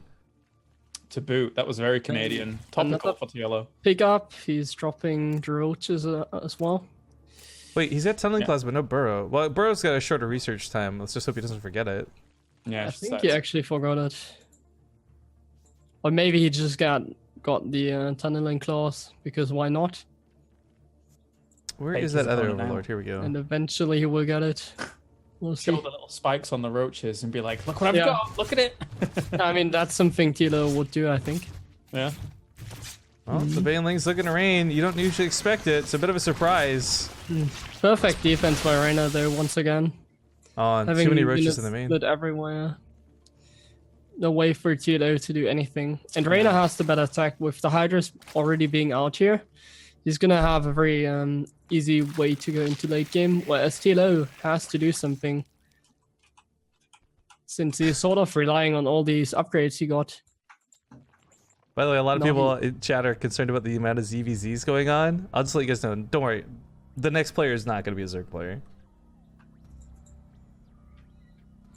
Oh, tunneling claws revealed. No burrow. Super awkward. Although, you know what? TLO, of all people, is the kind of guy to do something like this and like bait Raynor into having the wrong stuff to deal with like tunneling claw roaches and have too many roaches out of position ready to defend when really he wasn't planning to go for it at all. Yeah. Oop. Himself another overlord and constantly pushing back those overlords to the top, which is a nice little start, I suppose. It'd be super cool if he unloaded the roaches here, but kept the overlords constantly looking like they were gonna drop. So he just leaves like 8 roaches out of position. I think that's what he's gonna do. Big fight in the front though. Hydras are here to fight, but they're the front lines. Oh, they're squishy! Get back! That was a really good concave set up by Raynor. Difficult to deal with. Likewise, he's splitting off roaches to the top, but at the same time, the same is going to push him once again for TLO. I mean, Raynor's got more supply. This should ideally be better, but maybe it was a mistake and not a mind game. Burrow finally starts up. Yeah. Pushing down the ramp is going to be very hard for TLO. I don't think he can do anything here. Needs to find some value somewhere else. He's getting some overlords here and there, which isn't too bad, but these are merely consolation prizes for something that he's going to have to... Ooh, be A careful. little bit more than that too, though, because it does start taking away some of that map vision. I mean, one of the big things for both Counter-attack. players is they've seen everything coming from every angle. Look at this, though. That's a lot of roaches coming into And at the this. same time, he's Oh, moving snipe. up to the top with the other half of his army. Raynor sees this though, or excuse me, TLO sees this though, so Raynor's gonna have a lot of time bought with these roaches, but looks like TLO should be here to respond, but oh, this hatchery's so low from earlier. He could totally snipe this and get out. Oh, he's not going to though. Too risky. It's very hard to do that. He would have had to trade his entire army with this potential surround coming out there from TLO. At least he got that. And even the roaches that actually got that archery down to the bottom were then moving through and killing off some of the hydralisks. So he knew they were going to die. So trading out for some more expensive units, in the end, is not too bad. And the Night is one. These overlords being just made into overseers now, so looking for vision more than anything else. It's actually kind of crazy because with Tealo moving across the map the way he just did, both players lost a lot of vision. Both players lost the entire central part of the map, which they had prior. Nobody has like any scouting down here to the south, really. Well, 12 lurkers. Yeah, but a Nidus on the other side, huh? It might be a good counterplay. Yeah, he might just get Slow good down the counterattacks lurkers. into the main. Yeah.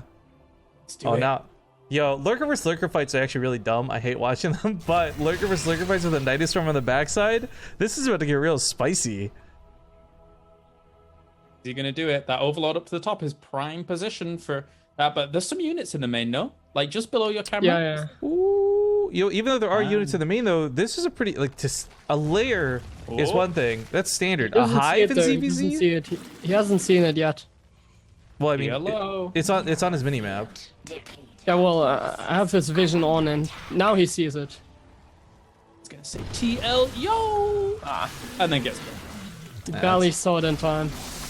Meanwhile, back home, he's coming out of the Nidus storm. Oh my god! If Raynor had sniped that, he would have killed a lot of units.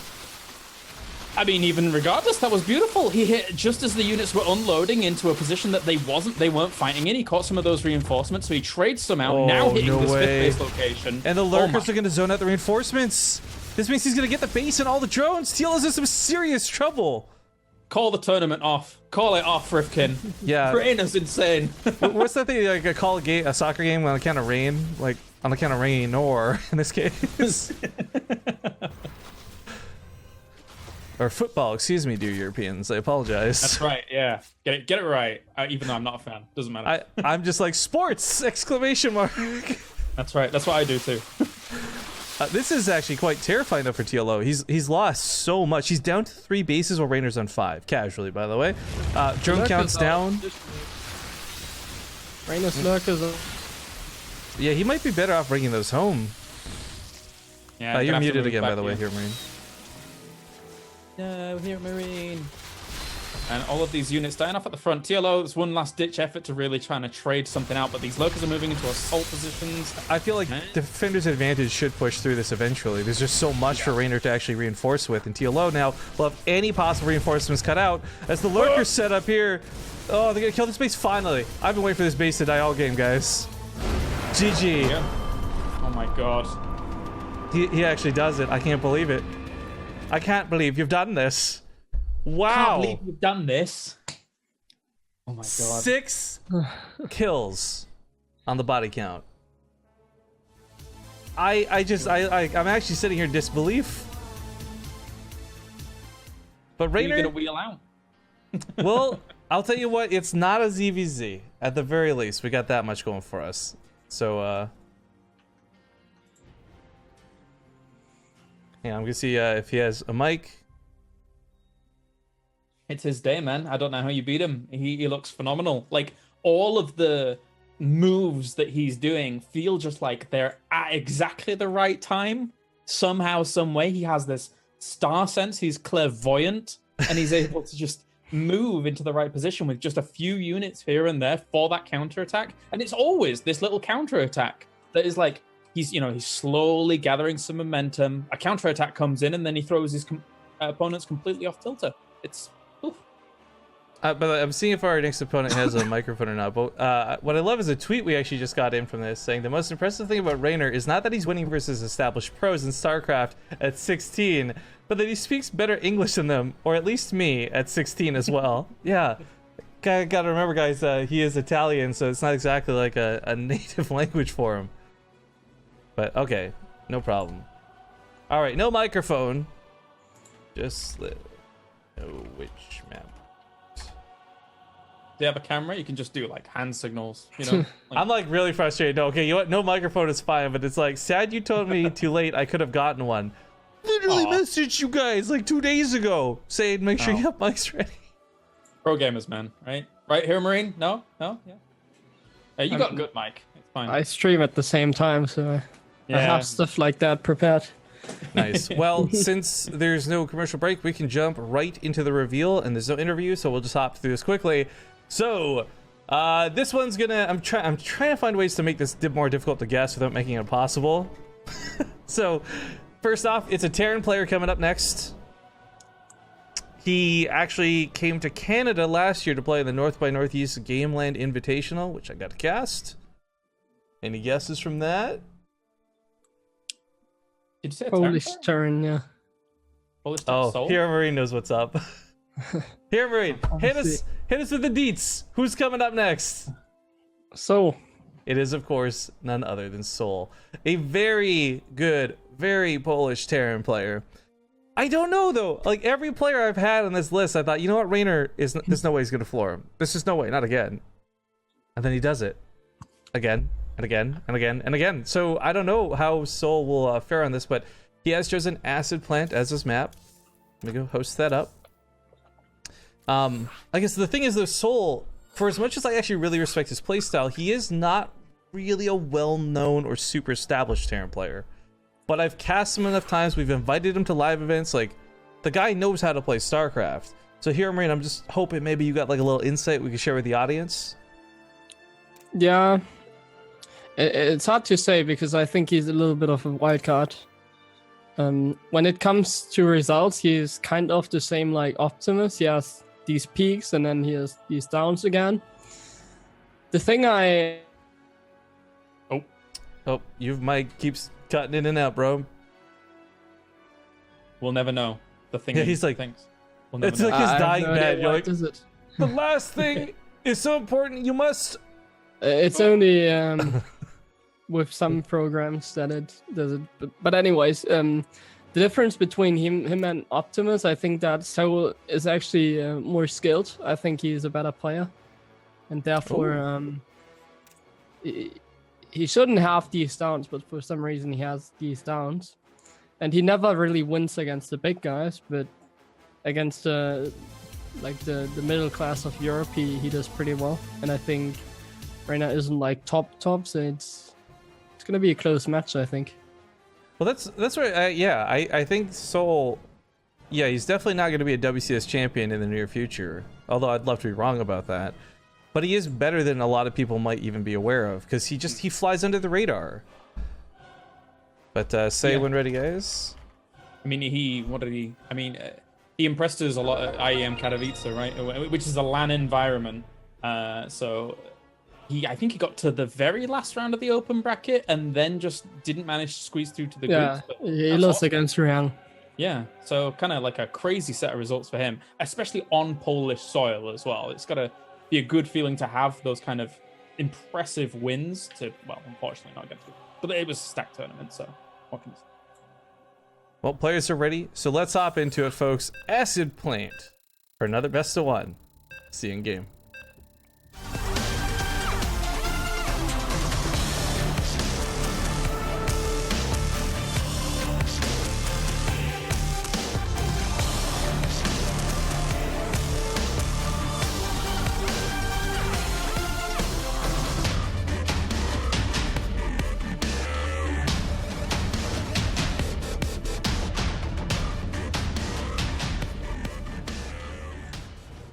All right, folks, we haven't been able to do a lot of shoutouts for today, but just a quick thank you to Mark for that resub and Jay Chona for 100 bits saying my favorite casters on air.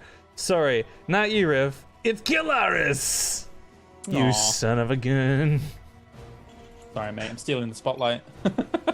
Well, not from this guy. 6 points on the board to 0. No deaths so far. Killing this king of the hill. In the bottom right, we got the red Zerg, Raynor. And up to the top left, his challenger in the Colosseum. It is going to be Soul. Now, we didn't do predictions for this game, so let's hit them up. Hero Marine, who takes this best of one? It's so hard to say. I'm hoping for Soul, but I think there's the match that is like 50-50. Before we get Killaris' thoughts, I'm going to actually just say I'm rooting against Raynor every single match now because I don't have a 10-0 contingency plan. I think Killaris, your thoughts? Who is going to win? Raynor, 10-0. Let's go all the way. Let's make it hard for Rifkin. You're fired again. You're fired again. This is the second time I'm firing you at one cast, man. It's getting ridiculous. No, but it's crazy. I would love... I'm making jokes here, obviously. It would be super cool to have a 10-0. It would be quite the story to tell, and it would definitely be a lot of people chatting about Raynor's success here. But I mean, already I'm sure they are. 6-0 is crazy, but what I do get worried about for Soul is he was not ready in the slightest for anything. He didn't come prepared for the interview. He wasn't ready for the maps. He had no idea who he was playing, so he's not paying attention to the stream, obviously.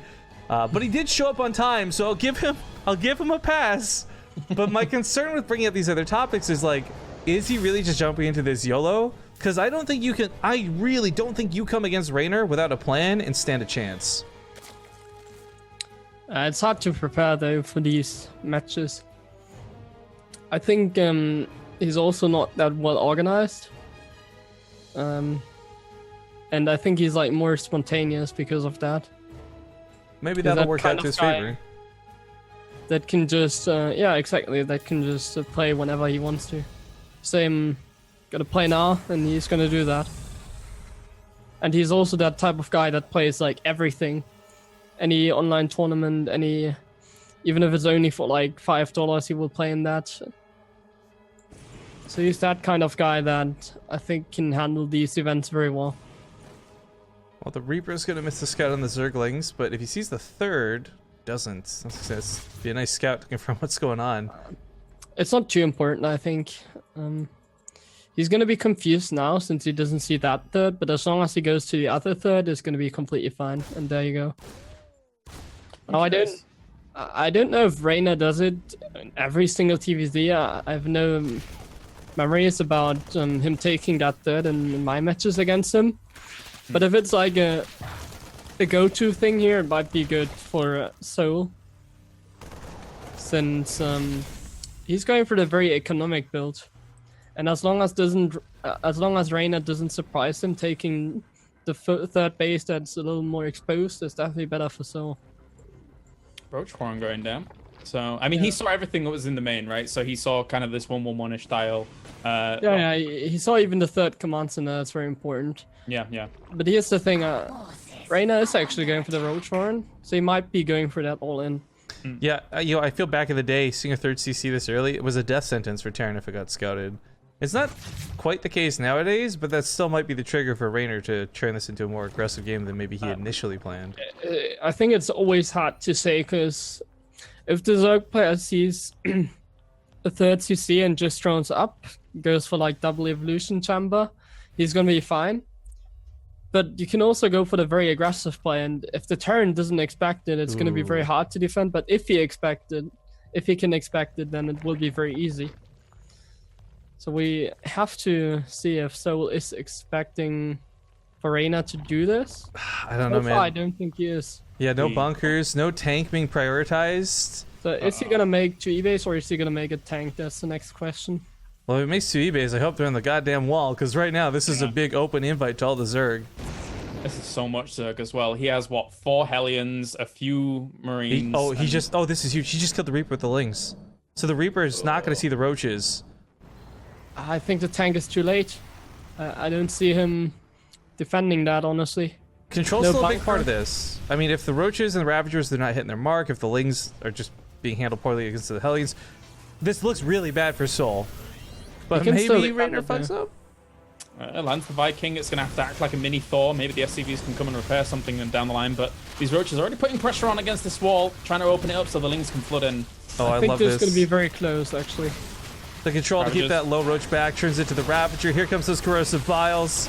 The tank is going to set up on the high ground. It will cover most of the natural, but if Raynor sticks to the right side, he won't get hit by the tank. Bear in mind that Raynor doesn't have an overlord because of the Viking, so he can't pick off that siege tank. Oh, that's no problem. Oh, I think Soul might just hold this then. He doesn't break the bunker. The SCVs are pulled, sure, but they're keeping us alive. That bunker's his lifeline. One goes down, tank still holds.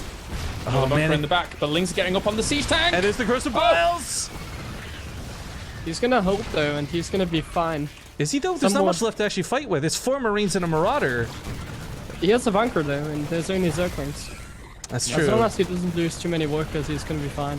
I guess we're surrounding the bunker. Oh. And Raynor is going for it, so this is all or nothing. He's getting nothing done here. Well, it's like nothing yet with an asterisk though, because I mean... Yeah, he still has a lot of links. Yeah. Still Gets nothing. around to the though. Marauder. Killing depots. It's gonna actually supply block Soul soon. He's droning back at home. Double eBay, illusion chamber even, I should say. Oh, you know, killing the gonna armories deny. wouldn't be bad. Yeah, deny those upgrades from his opponent. Yeah, Don't this is overstay. fine for Soul, I think. This is it didn't go up. Muted. Yeah, I'm just gonna start shouting Mike. Oh, what's your range? Gabe? Just like shout his name like really loud. Well, this is interesting. This equalizes in a way I don't think I've ever seen this, because normally it's dead. Either the Zerg player commits too much and they die to a counterattack, or the Terran player just dies to the attack. This, in a weird way, allowed Raynor to kind of do enough damage to drone up. A lot of damage was done, but I don't know. He's chasing the medevacs now, and I don't think Soul's going to get away with too much. As long as the Lings are on top of this. But this wall makes it difficult because, of course, you can always just pick up and play, leapfrog around this. Yeah. Queens will push it back for a moment here. At least his creep spread between these bases has been good, so he can reinforce with those Queens up towards the third location. A lot more roaches being produced as well, with the layer coming down. This is even, I think, now. I think Soul has the slight advantage here that he can rely on. He's got that third base up, muling it pretty hard. It's gonna be nice. No Lings on the other side of the map because they're chasing these medevacs, so nothing to threaten this fresh base. And that's a big deal for Soul too. He knows this. The medevacs here are just staying stationary, and that's fine. Because as long as the Zerglings are here chasing the medevacs, they're not at home harassing SCVs. There was a lot of good heads-up play by Soul, I think, in that defense. Like, not only the second raise of the supply depots to make sure that they didn't get in beyond the second bunker, but that second bunker was super important. If he didn't have that... Oh, the run by. Oh. That wall's not quite up yet, but you know what? Killing these depots would be pretty big. That's a huge supply block waiting to happen for Soul. He's been Finally, supply he's getting blocked for a lot of this something game. done with the Zerglings. Yeah. This was a very successful counterattack since Soul is now supply blocked and he doesn't lose all of the Zerglings. He's going for a timing push as well. Yeah, I'd be really curious to see at the end of the game, score screen, how long the supply blocks have been. Soul's been supply blocked a lot in this game.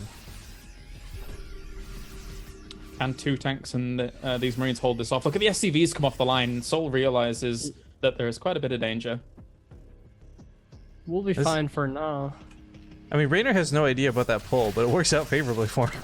He's waiting for road speed. Goes for the attack. Corrosive Piles can break that tank. 3 shots per tank will knock it down. It's just going to be 1 shy. Gets eradicated, though. Kills the tank, but loses all the Roaches and Ravagers. Lings, however, do clean up 12-something SCVs on the back end of this. Tanks help him with some friendly fire. Son of a gun.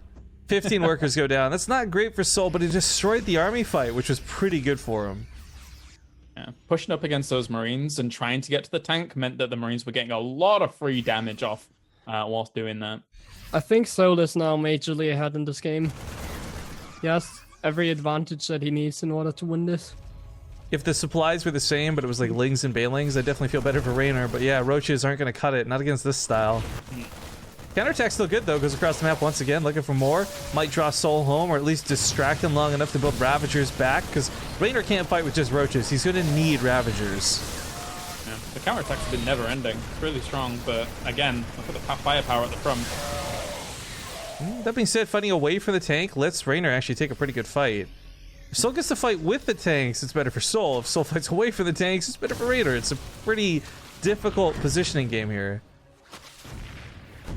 These Roaches are so annoying. Alright, picks up another 8 workers. The other thing I was showing off earlier, but not worth talking about till now, was there's been so much back and forth on the income throughout the last few minutes of this game. Like, it is spiking up and down and up and down. It's in Raynor's favor for the most part, but Soul's been really keeping him in check with these attacks. Now, the drop heads towards the main, and right now, initially, there's nothing here to defend it, but he doesn't have to commit. Soul could just fly away. Yeah. It feels like Raynor, though, as much as he's surviving and ahead in supply and stuff like that, he's going to be stuck in the mid-game for what feels like quite a long time here, if Soul continues to apply pressure. There's no transition now. Soul will just camp and go for a 2-2 attack or just camp. Gets the medevac. That was nice. Well, 4th base for a Terran. I think 4th base period outside of ZVZs might be the record here. Yeah, you're not wrong. Raynor's been doing very well so far, but Now he's up against the ropes.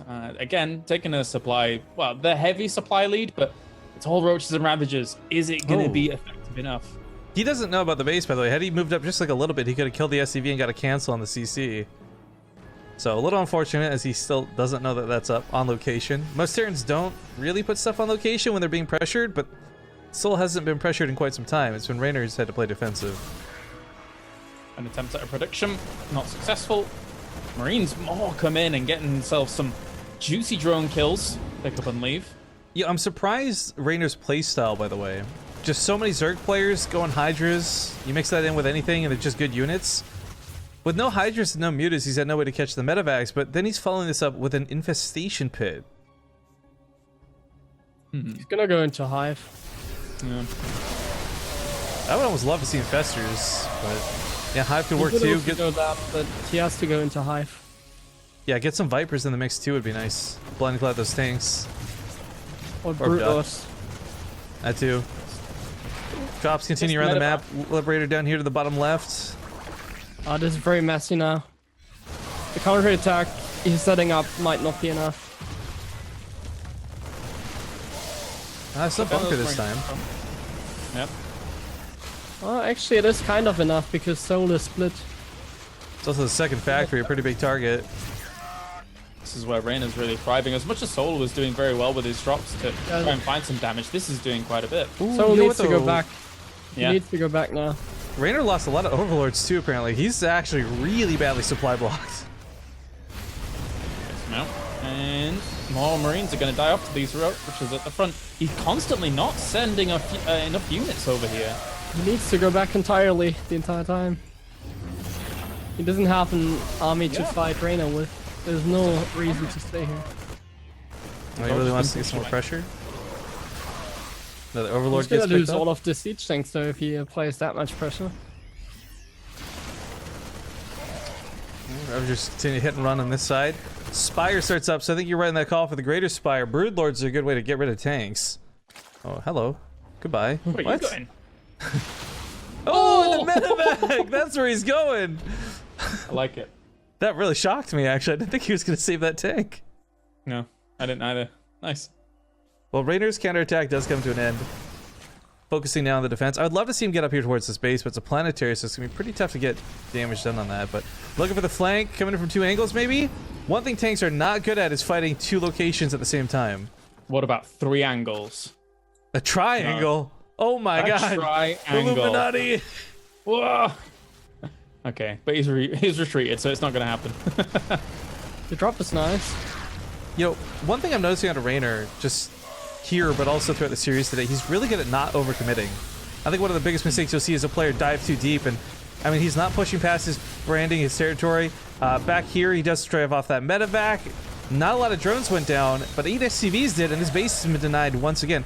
Man, if that top right base never went up, if those roaches had done the cancel the way we thought they would, this would be devastating for Soul. But he's still got this base mining, so he's sticking in it. I think Raynor is getting ahead though. Yeah, well, especially if he gets the Broodlords. Greater Spire's only about a quarter of the way done. Yeah, 3-3. Wow, actually, yeah, beating a Terran to 3-3 as non-melee weapons, that's impressive. Raynor's been just super resilient. Yeah, he was outplaying Soul the entire time. Yeah. With these counterattacks, and Soul was very indecisive. He couldn't really do much there. That was very nicely done by Raynor. Good comeback. Oh, so close. That's a shame. Yo, for better or worse, though, Soul really has given Raynor probably the biggest run for his money so far. Yep. Snoot maybe is the contest, because Snoot almost won that game, I felt, but yeah, this has been pretty nasty, but kudos to Soul. This is what breaks my heart, though, right? We're focusing and kind of featuring Raynor today, but this is a good example of like what we're talking about with Soul. He's a great player. A lot of people don't know, because he doesn't fully commit all the way through, but I think, like, give him another year, this guy's going to be like one of the top Terrans for sure. Yeah, I mean, there's a lot of the building blocks there, right? I mean, I wonder if you can speak to it here, Marine. Like, I like how he utilizes the drops. Just everything doesn't like quite couple together perfectly. Although he's getting a lot of damage here. I really like evacuating the base and not defending it. He knows Broodlords are coming. No point wasting an army when you could have it to match with the Broodlords. the orbital.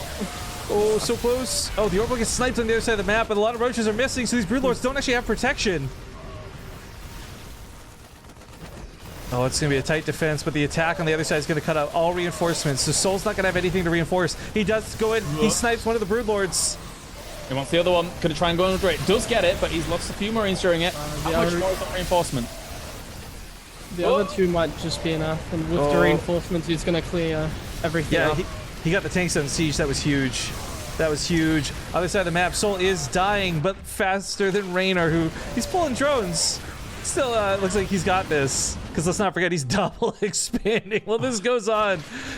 Bloody hell. This is ridiculous. Just, you know, unbelievable. Contaminate to deny the tank. Oh, yeah. Salt in the wound. Salt in the wound. And all of this started with Raynor being the aggressor, with him trying to break his opponent while he was on 2 bases. He fell behind. He's now in a position where he's just expanding everywhere because of this odd base trade. GG! Oh my god. Just picked him apart. I don't know what Exceed is feeding Raynor, but seriously, like, can I get some of that? Like, this guy is so good. Rifkin, look, right, when I signed my €7,000 contract for this cast, I didn't realize I was only going to be casting 1 player. All right, like, can you just... We need to change those details, my friend. Can I get some variety? Yeah, I'm so sorry, man. That's my bad. No, it's unbelievable. It's fantastic. Look at him. He's basically on route to get all the way up to Final Fantasy X at this point. I just... What is on? Can you not? Can you not ever? Not again? By a 3rd time? Final Fantasy X. All right. I gotta go check out with our next player. He is presently a little busy, and we're technically a bit behind schedule, so I can't fault him for it. We're gonna go to a break while I look this up, and hopefully he's ready to play. But yeah, we'll do player reveals and all that cool stuff when we get back. Let me just get the bracket updated before we go. And we'll see you guys here in a few minutes. Thank you for watching the show. Hopefully you're enjoying it. Hit the follow button if you are. And of course, check out the sponsors over on PeopleImages.com. But BRB. All right, folks, we're back and getting into the next game. Luckily, this guy has a microphone, but he doesn't have a camera. So the screen regions are going to be super borked for this. But the reason he doesn't have a camera is the biggest hint of all. And it's because he's presently streaming and will be streaming his point of view of the games. So without telling you the race and a quick peek at the Team Liquid sidebar, do you guys have any guesses who it might be? Oh, I'm not even loaded up on. Oh, Team Liquid. It's Stephano's always streaming. Yeah. Damn, Hero Marine, not just good at commentary, but great at predictions. Yes, next up is going to be none other than the one, the only, Stephano. And that's it. We got him on call. I don't want to keep these guys waiting. So, Killaris, Hero Marine, I'll see you guys in a moment as I swap over to these 2 fine folks.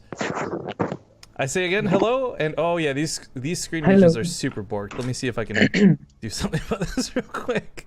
But Stephano, hello. How are you doing, man? Yeah, I'm all right. I'm doing fine. Thanks. It's good to hear. Of course, as I mentioned just moments ago, guys, Stephano is streaming. We'll get that linked up in the chat here in a second. But dude, Raynor is on fire. He has killed, let me just list off for you, because I know you've been streaming, you probably haven't been watching. He killed Drogo, then DNS, then Optimus, then Snoot, then Nerchio, then TLO, and just now, killing Soul. This guy is not just killing no-namers. This is a lot of big names he's taking down. Are you scared, dude? Are you worried at all? I wouldn't say scared. I know my abilities in ZVZ, and they won't be any surprise, but I'm still gonna try my best, man. I'm gonna try my best, and sometimes we have close game against Raynor. I don't know if it's because he's sick or like coming back from school or something, but I'm feeling it. There's always a possibility, you know. Well, I said this in every cast for the last couple games. I'm gonna say it again for Raynor, so he hears me say this. We don't have a contingency plan if you win 10-0, bro. So I am rooting against you 100%. I hope you die. But to be clear, for Stephano's sake and anyone who's still waiting to play at this point, because again, none of the players know who they're playing, Raynor has locked himself in for 2nd place, at the very least. He cannot not qualify. For Stephano or the 2 players that have still yet to play, they can only compete now for King of the Hill. Otherwise, it's unfortunate, but they won't qualify through this one. So, Stephano, I wish you the best of luck. You got any words or shit talk, whatever, like words of wisdom, whatever you prefer. Anything to say to Raynor before we get into I game? won't risk myself at chill talking right now. Just best of luck, Raynor. Best of luck, and I think we can have good games. Oh, of course, real quick before we go, Stephano, what map you want? Oh, I'm gonna go for acid plants. A lot of people go for acid plant today. Interesting. All right, guys. Well, thank you for hopping on the call once again. Raynor, please die, and I'll see you guys in a little bit. Okay. All right, we're back. Hello once again, Killers and Hero Marines. So I've got to fuss the lobby. Let's get the predictions rolling. Who do you guys think takes it? I have to go with Raynor now. Everybody's given up. He's like, finally, no. he's not fighting it anymore. He's just like, it's gonna happen. Yeah. I guess I'm gonna go with Raynor. I always feel like it's very close, but if it's close, he shouldn't win every single game. So I guess he's just better.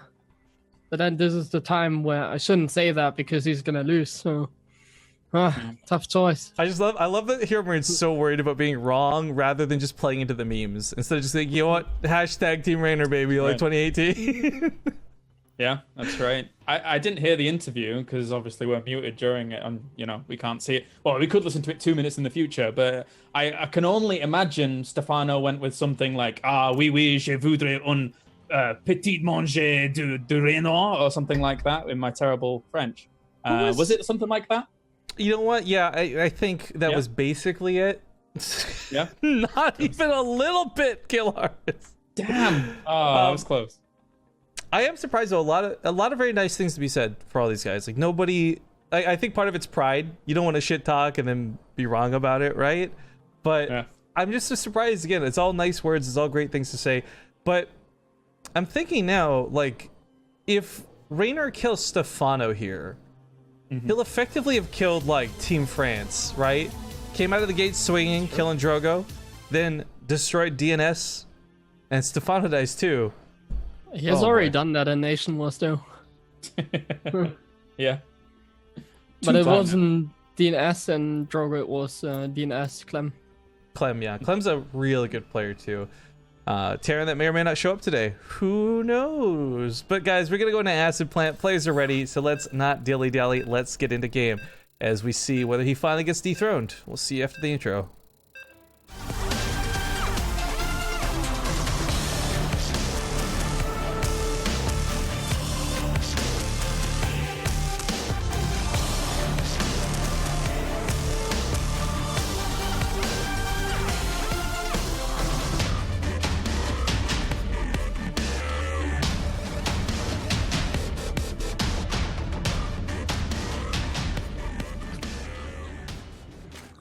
All right, we're investigating this sound. Is that like is someone boiling water or what's going on? Not me. Here, Marine, do me a favor, mute your mic for just 1 sec. See if it's you. Identify who the culprit is. It was Hero Marine. Some background noise or something? I don't know. It doesn't seem to be here now, so we'll roll with it. I'll bring it up though if we need mutes. Guys, he's a barcode. If you scan him though, take him to Walmart, right? Beep beep beep beep. It's actually gonna be none other than Stephano, who again he's streaming his matches, so you can go cheer for him in his own channel or root for him here. Take your pick. Unexpected item in the bagging area, and down to the bottom right hand corner in the red 7-0. It's Raynor. It's so frustrating. You're like, it's my wallet. How do you not know it's my wallet? Like I put it there all the time. Ugh. But yeah, Stephano saying he's not feeling like super crazy confident. Oh no way, you so greedy. Stephano saying he's not feeling super crazy confident, but man, we've been joking about early pools all day. If this was the one player who did, this would be like a build or to win. Raynor just went 3-hatch gas pool in a ZVZ. This is so risky to do. I think it's strong. Oh, it's going to be because he's gonna get away with it. This is actually insane to me. I think you outsmarted him. So this is a problem for many different reasons, obviously. But Raynor, who has been playing on even footing with a lot of these players, has been managing to win this game. It's looking like he's already obtained a huge advantage. So the questions are all now falling: can Stephano find a way to overcome this? Harry Rifkin, if you're Raynor here, you know you've qualified for the round of 8. Now you bust out the sickest strategies. Now you just say, whatever, I'm gonna take it to the wall, and I'm just gonna do whatever I want. I mean, it's funny, but that really is. You bring this up, but he can play more relaxed, more than anyone else at least. But I think for him, he's looking for, like I said, at this point, it's honor and glory. He doesn't get any extra prize money for winning these extra games. He doesn't get any sort of advantage going to the round of 8. Well, actually, I guess technically he'll play for seeding, but like, I mean, first place seed versus second place seed, I don't know. The guy's playing so nuts he can do what he wants, I guess. Yeah. Against Stephano, I think it's the perfect read, and Stephano's the type of guy that doesn't all in. He rarely does it. Ooh. The only time I see him all inning him ZVZ is when he goes into like, or if he struggles in that match. If he's like down 2-0, he might go for something different. But if he's going into the match, he doesn't normally cheese. I guess that's where the best of one dynamic really shakes things up. But oohing and ahhing it, you don't often see a 2-0 Ling fight. Not that that's going to determine the fate of this game, but it's a big tell already as a good start. But Banley's coming out for both sides. Of course, Raynor's going to have his out first, though. Stephano sees this too with that Ling, so he knows not to commit anything too blindly. Might have prompted the aggression. I mean, there's a few Lings, a few Banelings morphing in. Maybe you can do something over towards this, but trying to save some of these drones, marking Spore Crawlers does actually. Perfect link control by Stephano there. Yeah. Nicely done. Yeah, for someone who claims he's not confident in ZVZ, he's rocking it so far, man. Getting slightly ahead. Let's see if we can do something with that. Probably not. I do feel the need to address this really quick. I'm really not actually against the 10-0 guys. I know I've been making some jokes about that. I think it would actually be stupendous if he got a 10-0, because that's like crazy cool story stuff. But yeah, we really don't have a backup plan, so I'll have to consult with the sponsors on that one if it comes down to it. But anyways, Ling's darting around to the main. Raynor's gonna get some good scouting. He sees the layer timing, which is pretty key. Being active with the Zerglings in ZVZ, that really defines a strong Zerg player, especially in ZVZ. Raynor does it like every single match. It's so perfect. Yeah. I'm not sure why that drone was there. I got very confused about taking the 4th, and I'm like, wait, that was a blue drone that died? It's a bit of a misrally from Stephano. I guess he's been playing so perfectly, he gets to make a mistake. But only once, Stephano, not again. So Raynor's putting the pressure on once again here. Stephano is ready though, he has his own Banelings, he's microing this very well. That also doesn't I mean, Stephano was microing it really well. The Baneling killed a lot of Banelings, you know. Yeah, that wasn't caster cursing or anything, but the thing is for Raynor, all of his advantages from that early third are kind of slipping away already. Like he's not playing poorly. The guy's still playing very well, but like he's making like a mistake like that, and suddenly you've lost your advantage and you're back on even footing. Still more Banelings morphing in though, very aggressively, and Stephano trying to split up some of the Lings here, just trying to annoy them. And actually, once again, you know, those Lings are on just a few Banelings at the front. Oh, the control to guard the Banelings, so it's been pretty good from Raynor. Still, Stephano gets 2. Yeah. Sick. What the hell? I'm really unsure, like, how this progresses, as this is the first time we've seen a Spire in all the ZVZs, and we've seen a lot of ZVZs today. There's something like about it, though.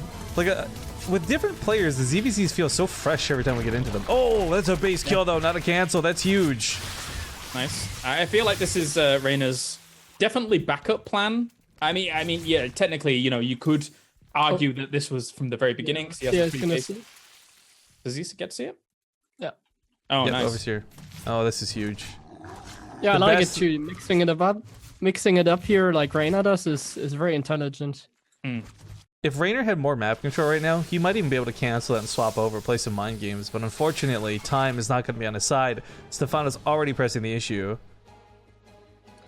It's not going to come in as a surprise, but it isn't really the biggest commitment as well. But he doesn't have any units. These roaches are going to do some work here. Yeah, most of what he has was just hatching. He literally only had 5 roaches when the 12 of Stephano came into his base. Yeah. Trying to cut corners here and there, and paying the price. This is really expensive for Raynor. I think this is the first time where he is actually in a very uncomfortable spot now. Yeah, down a few workers, still working on roaches. He did follow through with the Spire, but I'm not really sure how much this will accomplish. A couple of banelings look like he snuck in. Not bad. He will not use it though.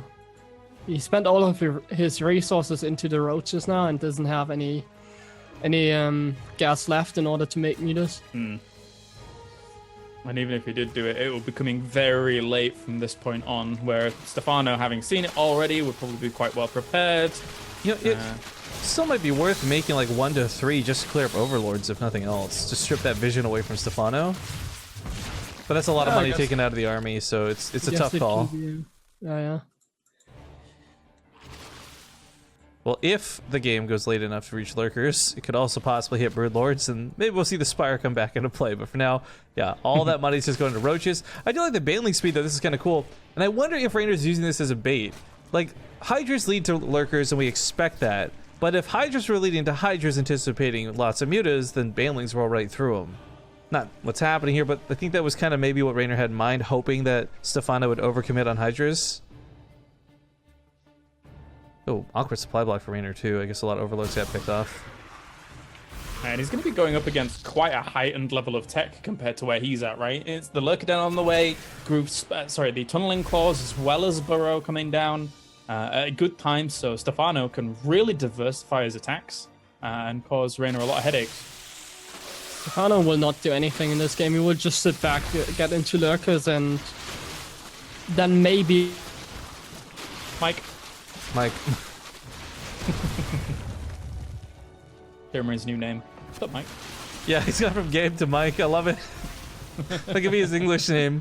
Like, to Germans, he's Gabe. To everyone else, he's Mike. At least on this cast. But, no, I think he made a good point before getting muted there.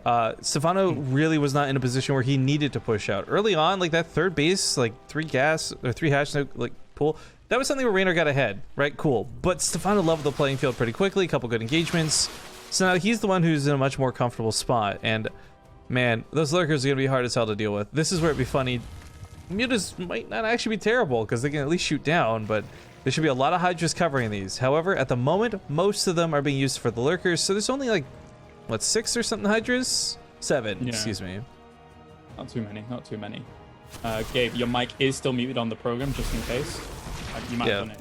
I see his lips moving. There we go. Welcome back. Something Raynor has not had to deal with, by the way, is the Roach Burrow strat, and it's honestly a lot of in. Luckily, there's an Overseer to see it, but that doesn't make these any easier to deal with. Picks off a Lurker here, which is nice, but there's gonna be like, normally we see 3 roaches per mineral line. This is gonna be like 5 roaches per mineral line. Or ideally there would be. This is Tremors, the 4th edition, and he's gonna be sending them all in. Yeah, but you know what? Raider's Kevin Bacon. He's handling this really well. Yeah, apart from this one. But everywhere else, it's not bad. Uh-oh. But now the Lurkers get into position. Whoa! Oh, the Banelings go. Banelings detonate takes out the Lurkers? Question mark? I've never seen Banelings used as a way to counter Lurkers, but it kind of works. Wait, what? That was amazing. I have no words. I'm actually, what? He still gets cleaned up the main. This is the problem. He never actually dealt with all the roaches, so this has cleared up a lot of workers, but man, the lurkers were just never going to be an easy option, ideally, but he actually dealt with them. I have no idea where these banelings came from.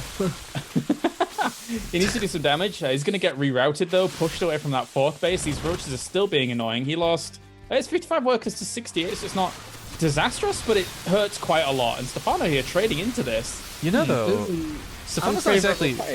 He's not exactly remaxing is the problem. And Raynor has more army supply by a pretty large margin. So yeah, he's lost a lot of workers, taking a lot of harassment, but that's Stephano maybe overcommitting too much of his army away from the main fights. Spinecrawler gets in on this, but the Spinecrawler's not winning it outright. A lot of these roaches are low, but not quite dead. Ravager's pushing in. Stephano's army supply is getting choked out. In no way. I refuse to believe this. I'm just confused face right now. Oh my god! He beat the lurkers! He beat Stephano! There was no backup lurkers either, which surprises me. Like, there's nothing sitting at home. Raynor's even building Mutalisks as we speak.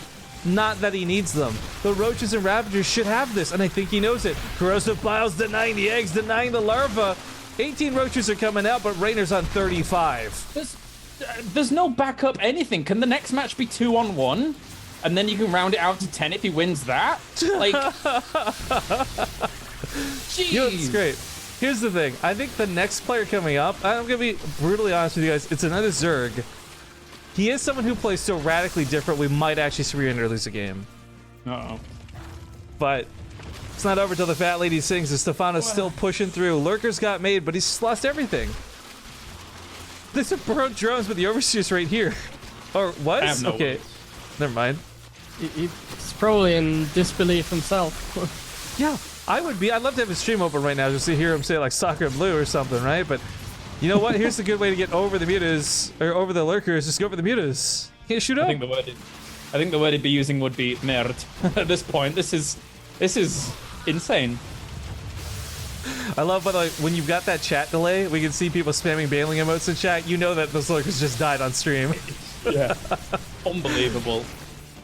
And the thing is, as well, it's not like he... Like, because when he killed all of the army off, it's not like he could just sit back on his laurels and kind of, you know, drone up again and things like that and try and catch up. No, he went and counter-attacked. He knew he had to counter-attack, do some crippling damage. He killed the sport. GG. Unbelievable. Freaking believable. Should be getting worried now. Yeah, Look, here's the thing, right? Like, we divvied up, so just so you guys are aware, the way this works is the sponsor gives me a chunk of change, and I have to divvy that up between paying the casters, creating the prize pool, paying the players. And I used up every cent efficiently. No leftovers. So if we have to do another day of casting, it comes entirely out of my pocket. So I am sweating a little bit now, but... let me see if this guy... That's it. He's a monster. He is, but I was actually deadly serious. This next guy coming up, I've actually fallen in love with this player quite a bit over the last year. He does play the game very outside the box, so we might actually have something that's just so different Raynor doesn't know how to deal with it. Because I feel like one thing Raynor's done really well, like he's, not had any cheese to worry about, but secondly, like he's just approached every macro game and handled it exactly as he should, type thing. But looks like this guy does have a microphone ready and available, so we're going to update the bracket really quick. Stephano with another Raynor win here. Oh my god. Instead of updating the bracket, just put Raynor's name across the whole thing, like just in big letters. Right? Just instead of having winner as like the default, I'm just going to write Raynor's name. But yeah, we're going to go to break while I get this guy on call. We got 2 players remaining. One coming up next. I'll tell you what, guys. Here's the preview. It's a Zerg and a Protoss. That's what we got left on the bracket. So... sit tight, we'll do the player unveiling when we return. Thank you for watching. Alright folks, we're getting into the unveiling. Now, look, I'm not going to spoil the Protoss because the Protoss is big questions. Also, yo, 47 is, thank you for the bits. The alerts are all over the place today, I'm sorry about this. But this next player coming up is definitely less known than most others we've had on this bracket. He's not the most prominent player of all time. However, I'm a huge fan. I've seen him do absolutely crazy cool things. I'm just trying to think of how to do the hints for this because he's not as well known as the others. But, okay, I guess we're going back to it. It's another French player. Is that enough information? Denver. Wow, that actually was enough information. Okay, then. Oh, what? Are you kidding? Nope, Denver, the last dinosaur, baby. Killaris is actually I wish I had the camera on this scene. Killaris is like actually like hands in the air, like so happy he guessed that correctly. But yeah, Denver he's very good. It's weird because I've seen him play best versus Terran. He's done some of the most outside the box thinking. I'm really excited. But like I said, we got him on the call, so let's not dilly-dally, guys. We're gonna hop over to the players here for a quick interview. No camera, so again, the webcam's gonna be a little bit barked, but whatever. But hello or bonjour, salut, whatever. Denver, what's up, man? Hello. What's up? Now wait a minute. You stream. How do you not have a camera? What's wrong with you? I'm just focused, you know. So I'm just sitting here naked. I can't play with clothes on. Yeah, exactly. All right. Well, I want to introduce you a little bit better too, because again, you and Raynor I love because you're the Zerg players that most of the world probably doesn't know about. You know, your names are not on the tip of everyone's tongue like Scarlet or Snoot or Sue or anyone like that. But you're both just such phenomenal players, and I get the pleasure of watching you through like our weekly cups and the little tournaments we do. So I don't know who wins. Obviously, it's Raynor. Who am I kidding? But because he just won't die. But I'm excited because Denver's a different type of player. So for those who might not know you, Denver, what's a good way you would sell yourself to the audience? I don't know. I think I have my own style in some matchups, and I'm gonna try it against Raynor. All right. I'm hoping for the best. Of course, I've mentioned before you get map picks. So have you selected which map you want? It's gonna be on Catalyst. Catalyst. All right. So before we hop into this, Raynor, look, here's the thing. You're pretty good at StarCraft. I think we all recognize this. The next step for you, I don't think is continuing to improve your macro or learning how to micro. Obviously, you've got this down pat. If you win 10-0 today, you need to take a class with me, and I'm going to teach you how to shit talk, okay? Because, damn, today is too many people wishing nice things on a guy who won't die. Like, oh, he's 8-0? Oh, I hope he does well. Like, no. Raynor, you need to go down, man. I'm sorry, but jokes aside, you're doing really well. Even if you don't get the 10-0, the Golden Dream, you're 8-0. This is incredibly impressive. I'm very, jokes aside, I'm very impressed that you've done so well, because it's not no-name players we've been throwing at you. These are some of the best players Europe has to offer. Is there anything for you, like, are you just looking to, like, up your Ligulac stats, or is this just, like, a cool accomplishment? Did you think you would go 10-0, possibly, today? Yeah, maybe. Yeah, I was wishing for it, but, didn't know about that. So, just was hoping for it. Well, you're on the road to glory, my friend. I wish you the best of luck. Denver, any final words before we hop into the game? No, just good luck. All right, hop into chat channel BaseTradeTV too, if you can, please. So I'll see you guys back on the BattleNet. Until then, back to the casters. Wait, what did he say about the 10-0 thing? Because I can't hear it. Oh, he was hoping for it. A little, like not like a cocky answer, but he was hoping for it. Just didn't expect it. But yeah, I don't think anyone really predicted a 10-0 from any one player. Even if Cyril was here, he didn't get a 10. Actually, if he gets a 10-0, he will actually have outdone Cyril. Like, what the fuck? Wrap your brain around that for a moment. Yeah, man. So the reason I guessed Denver, and it's like, I actually genuinely just didn't know beforehand, is because he's one of the guys that, in my few little random spots of casting that I've done recently, like, I cast him in the like finals of Go for SC2s, and every single time I cast him, he was like bringing out crazy stuff. He was like, Nida swarms everywhere, and I'm like, this is fantastic. This is so much fun to watch.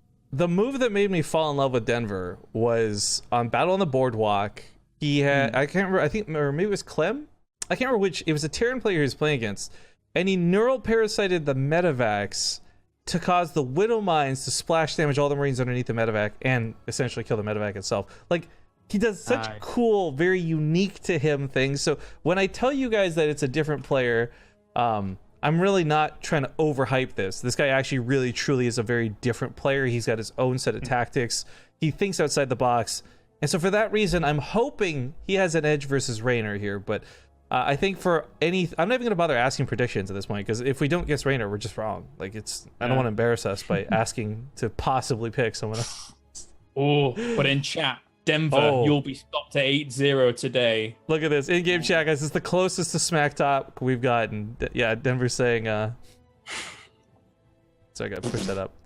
Yeah, you'll be stopped at 8-0. I love that he's the little Carbot thing. But...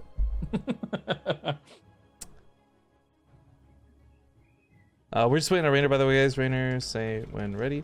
I noticed actually through a couple of these interviews, I'm guessing one of his parents have been kind of coming and going. I'm imagining they're like, what are you still doing? You gotta do your homework. You're 16.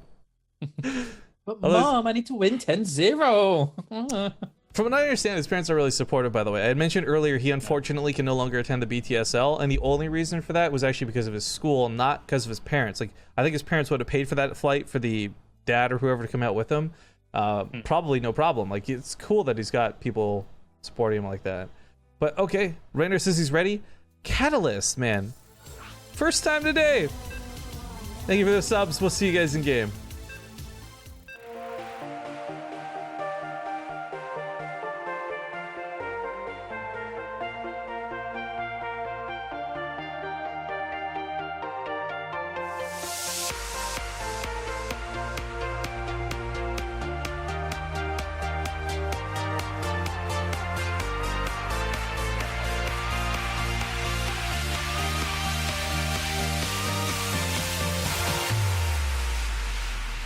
All right, folks, we're back and we continue through these best of ones. I gotta say really quick, this is just so cool that Raynor's winning and all these other things we've talked about, but it's also spurred so much more Twitter conversation than I've actually seen in like the last 3 years of casting anything. Like, we've had big names, top Korean players, and no one has been as active on Twitter as you guys who are the fans of Raynor.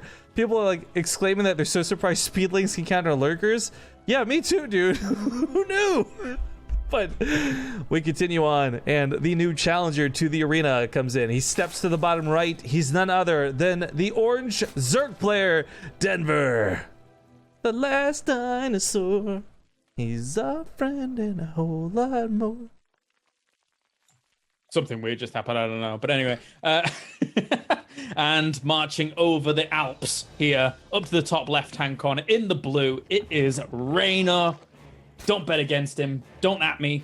That's how it works. You never seen the best cartoon from the 90s, Denver the Last Dinosaur? I think I've heard of it, but I don't think I ever saw it, to be honest. I don't know, actually. I do not believe Denver made his name because of this, but I noticed there's a cast where we introed him and I actually played the original song, the intro to the show. And then lately after, he changed his profile picture over to Denver, so hey, you know? Nice. But yeah, these guys are both obviously objectively good. We could talk all day. I feel terrible for Hero Marine because I'll quickly throw this out. I had invited more Terrans and most accepted, but a couple declined, and one even had to cancel last minute today. So he was replaced by Nerchio, who was actually not playing until the other play date. So I just want to give a sincere apology to Hero Marine. Well, I'm sure he's more than capable of casting all these non-Terran matchups. I did try and cater to be like, hey, we got a Zerg on, we got a Terran on, like, let's get the matches they can handle. But you've been killing it so far, man. Thank you for joining us today. No problem. I think non-Terran matchups are also fine for me. In Legacy of the Void, they have gotten really good, I think.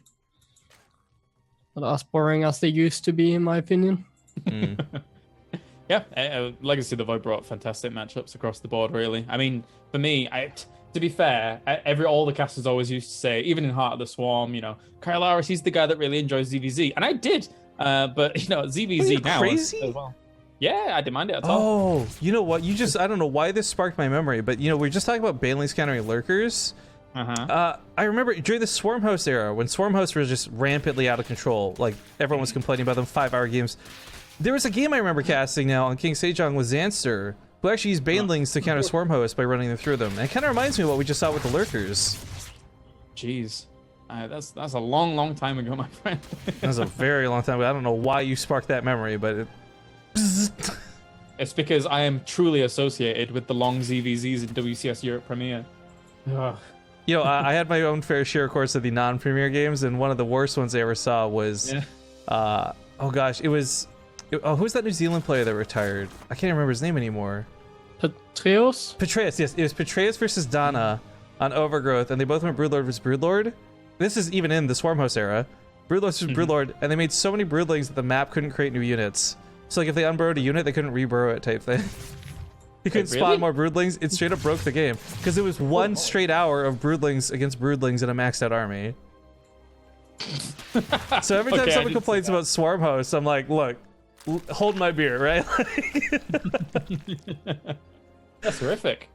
But okay, Denver is darting around here with quite a bit. Raynor, of course, was also showing quite a few links for aggression, so it gets a little awkward, but we're going to have not a super crazy commitment. You know, they went for lings, they went for banelings, but those were kind of tools, not all ins, and ooh, I say this as I guess some banelings had popped over here.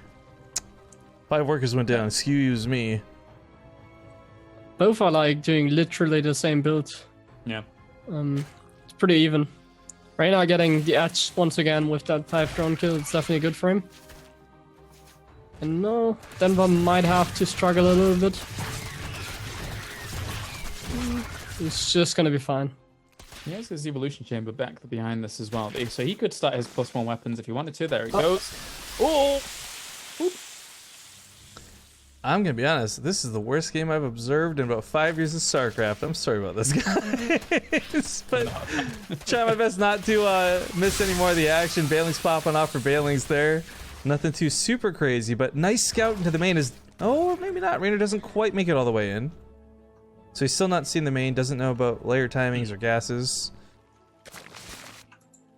But to be fair, aside from like TVZ late game, where his drops everywhere, ZVZ early game can be a real nightmare to observe. So it's just lings everywhere running around with speed and banelings blowing up. Yo, one thing I'm really impressed by, just total aside from what's actually happening right here and now, is there's an endurance element to this in a weird way. A lot of these guys just coming in fresh to play one game. I'm actually really surprised Raynor hasn't gotten tired yet. It's like 3 hours just playing non-stop. His cheeks are tired from all that smiling, man. Most of the players, I think, are used to it. 10 games aren't as bad. I guess, yeah, fairness, it's objectively like 10 games and not like playing a full tournament. And he doesn't have to put any thoughts into it, really. For example, he doesn't have to do map vetoes. And he doesn't have to play a serious, just best of ones. Counters, getting himself a few drones here, and also putting some hurt on towards the third base. There comes some banelings. Will he react? No. You know, it's not the craziest thing to note, but that's the only apparent weakness I've identified out of Raynor out of 8 games, is he's not quick to pull drones. He's not quick to react to things like that. Denver isn't very fast, I think. Denver is one of these players that's very tricky and a good tournament player. That might give him an advantage on a smaller map like this, but somehow Raynor has more roaches here. I mean, yeah, they played almost identical to one another, and still there ends up being such a disparity, and that's Raynor for you, I guess, in a nutshell. The Zerglings flooding across the map are going to be quick reinforcements. I mean, Raynor went back to droning because I don't think he expected this attack to win him the game.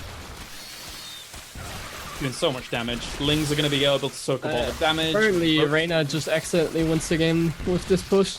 Yeah, no, I think that's a great way to describe it. He went for drones. This was supposed to be light pressure. This wasn't supposed to be game ending. But he caught Denver at a very horrible timing, and Denver is paying the price. Oh my god, he could even take the Evo if he wants. He can have anything. Drones are going to go down. There's not that many roaches to clean this up. Tough stuff. He just couldn't keep up with Raynor in a straight-up game.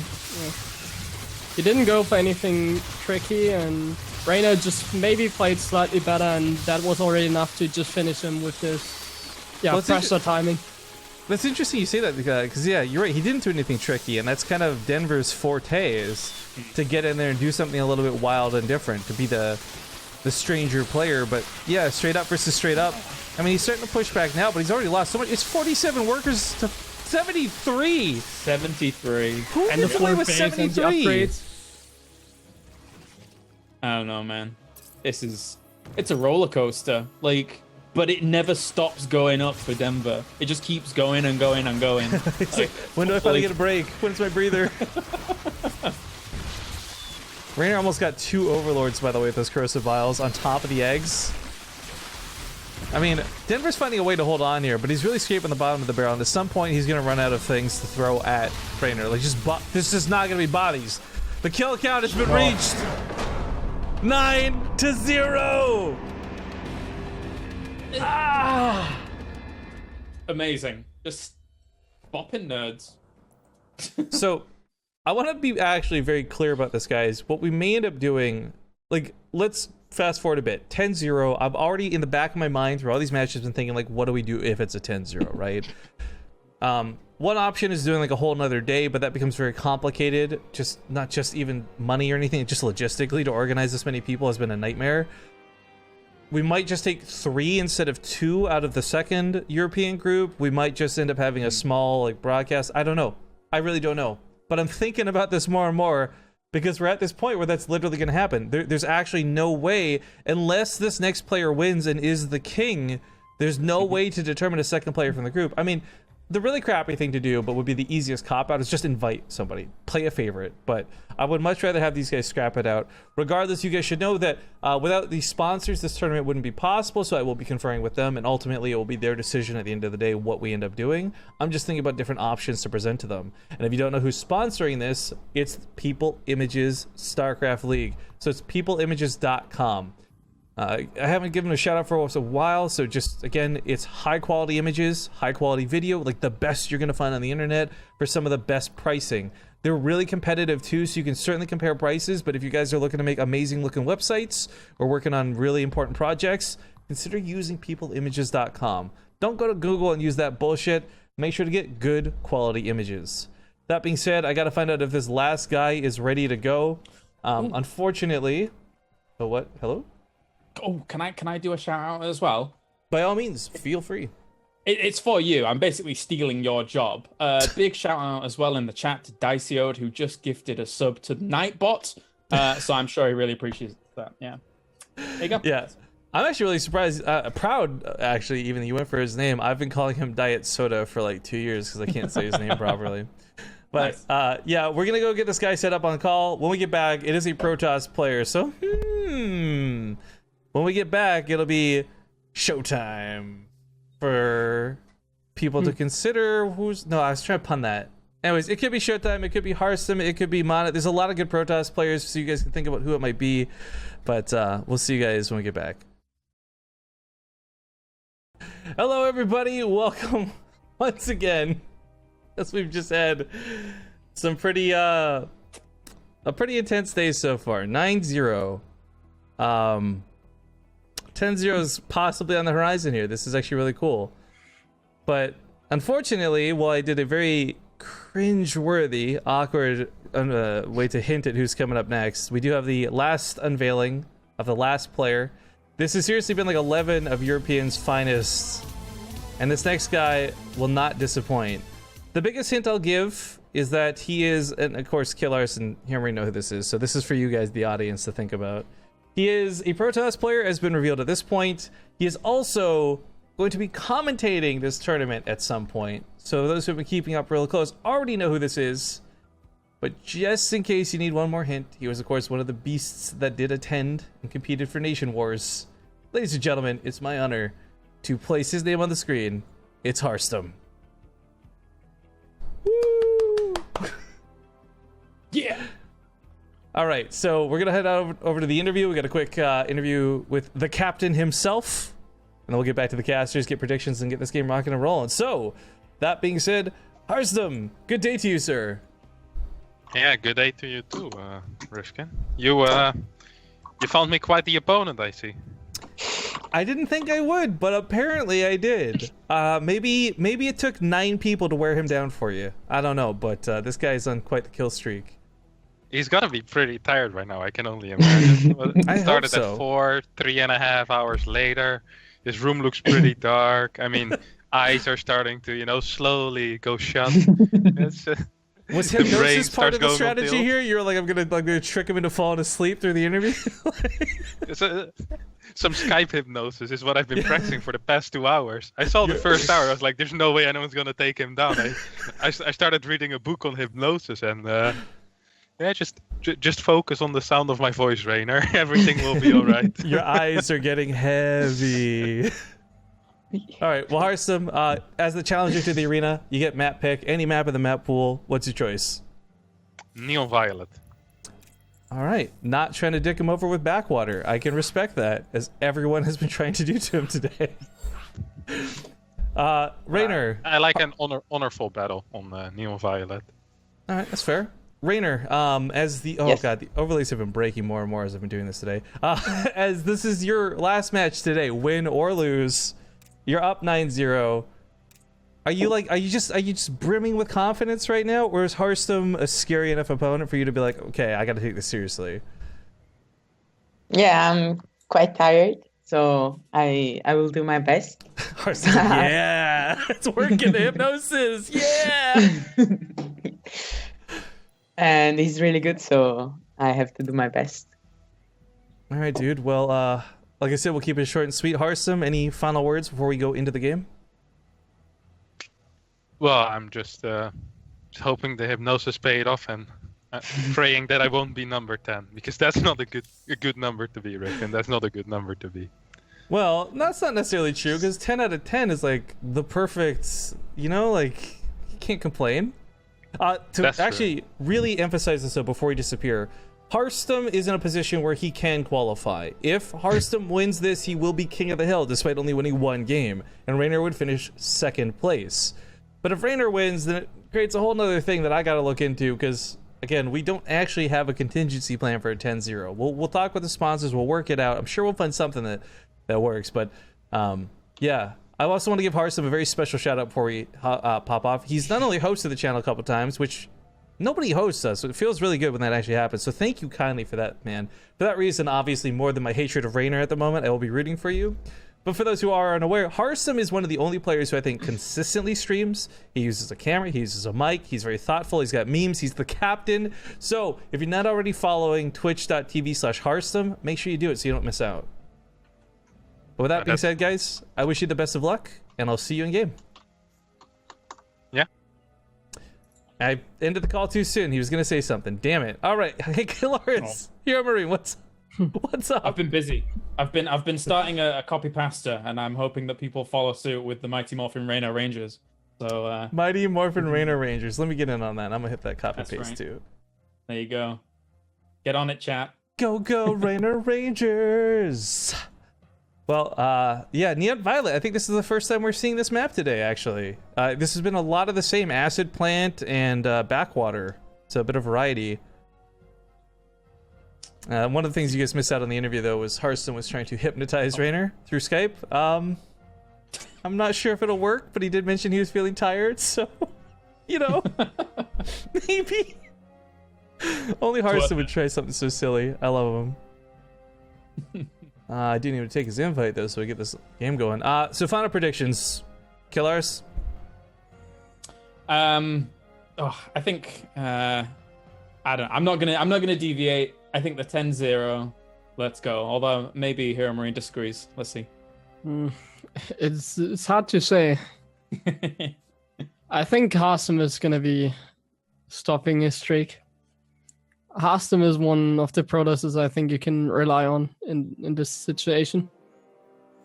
And he has been doing so well in Nation Wars, especially in PvZ, in Best of 1. So I have a lot of faith in him.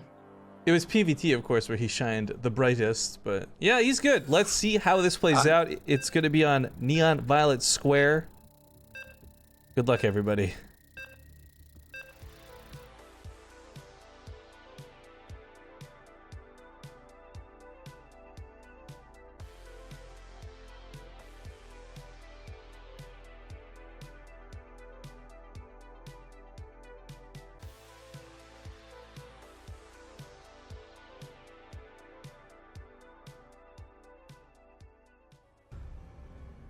All right, folks, welcome back to the final match of the day. This is game 10 out of 10, and I never in my wildest dreams believed we'd have a 9 on that scoreboard, but the new challenger to this arena spawns in the lower right.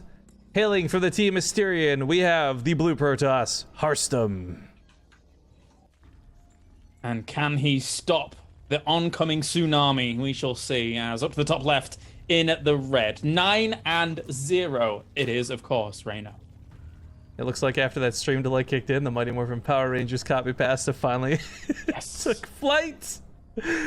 But man, I have got a lot to say about Harstem, all positive things, but I really want to go back to Raynor because he took out DNS. He took out Drogo. Like, these are some pretty big deal Protosses, and he did it right out of the gates. And then it's been ZVZ for the most part, with a couple of ZVTs sprinkled in.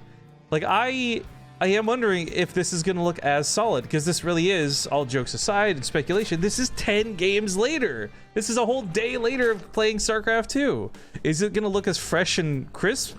Because if it is, I mean, he really manhandled those other two, who picked maps specifically to counter him, who did everything that would shut Raynor down, and he handled them like nobody's business.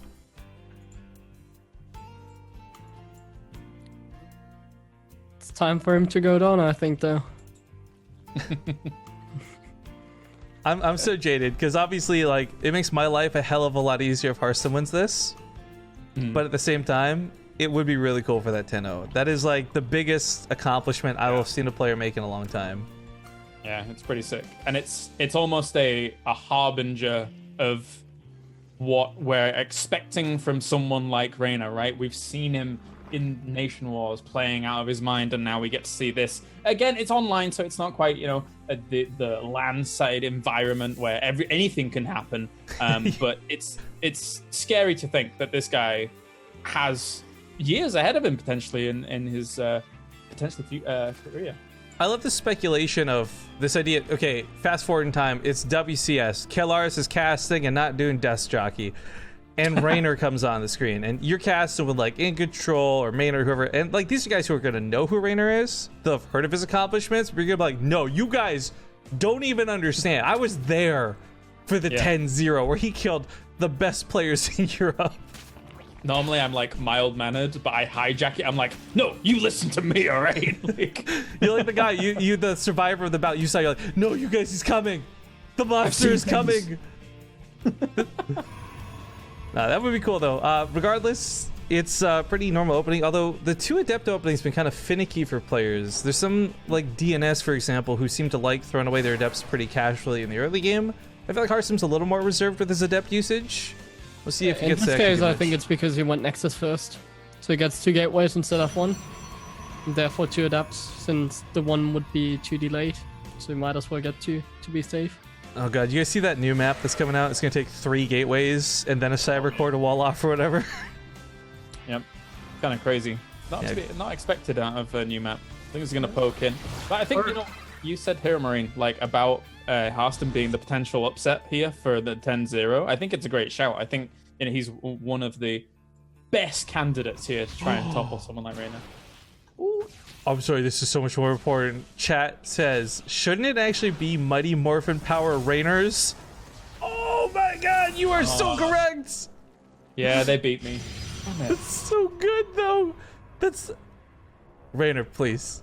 Please, I need to use this pun again in the future. I want to see you in the round of 8. I'm excited for this. You know what? We all came together to make this meme, all right? We all came together, all right?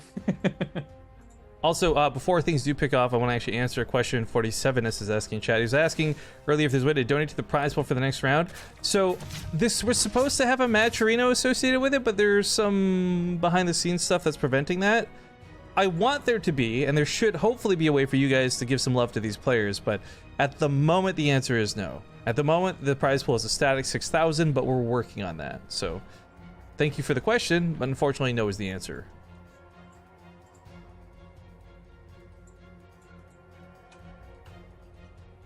This exactly the same way Drogo played against Raynor.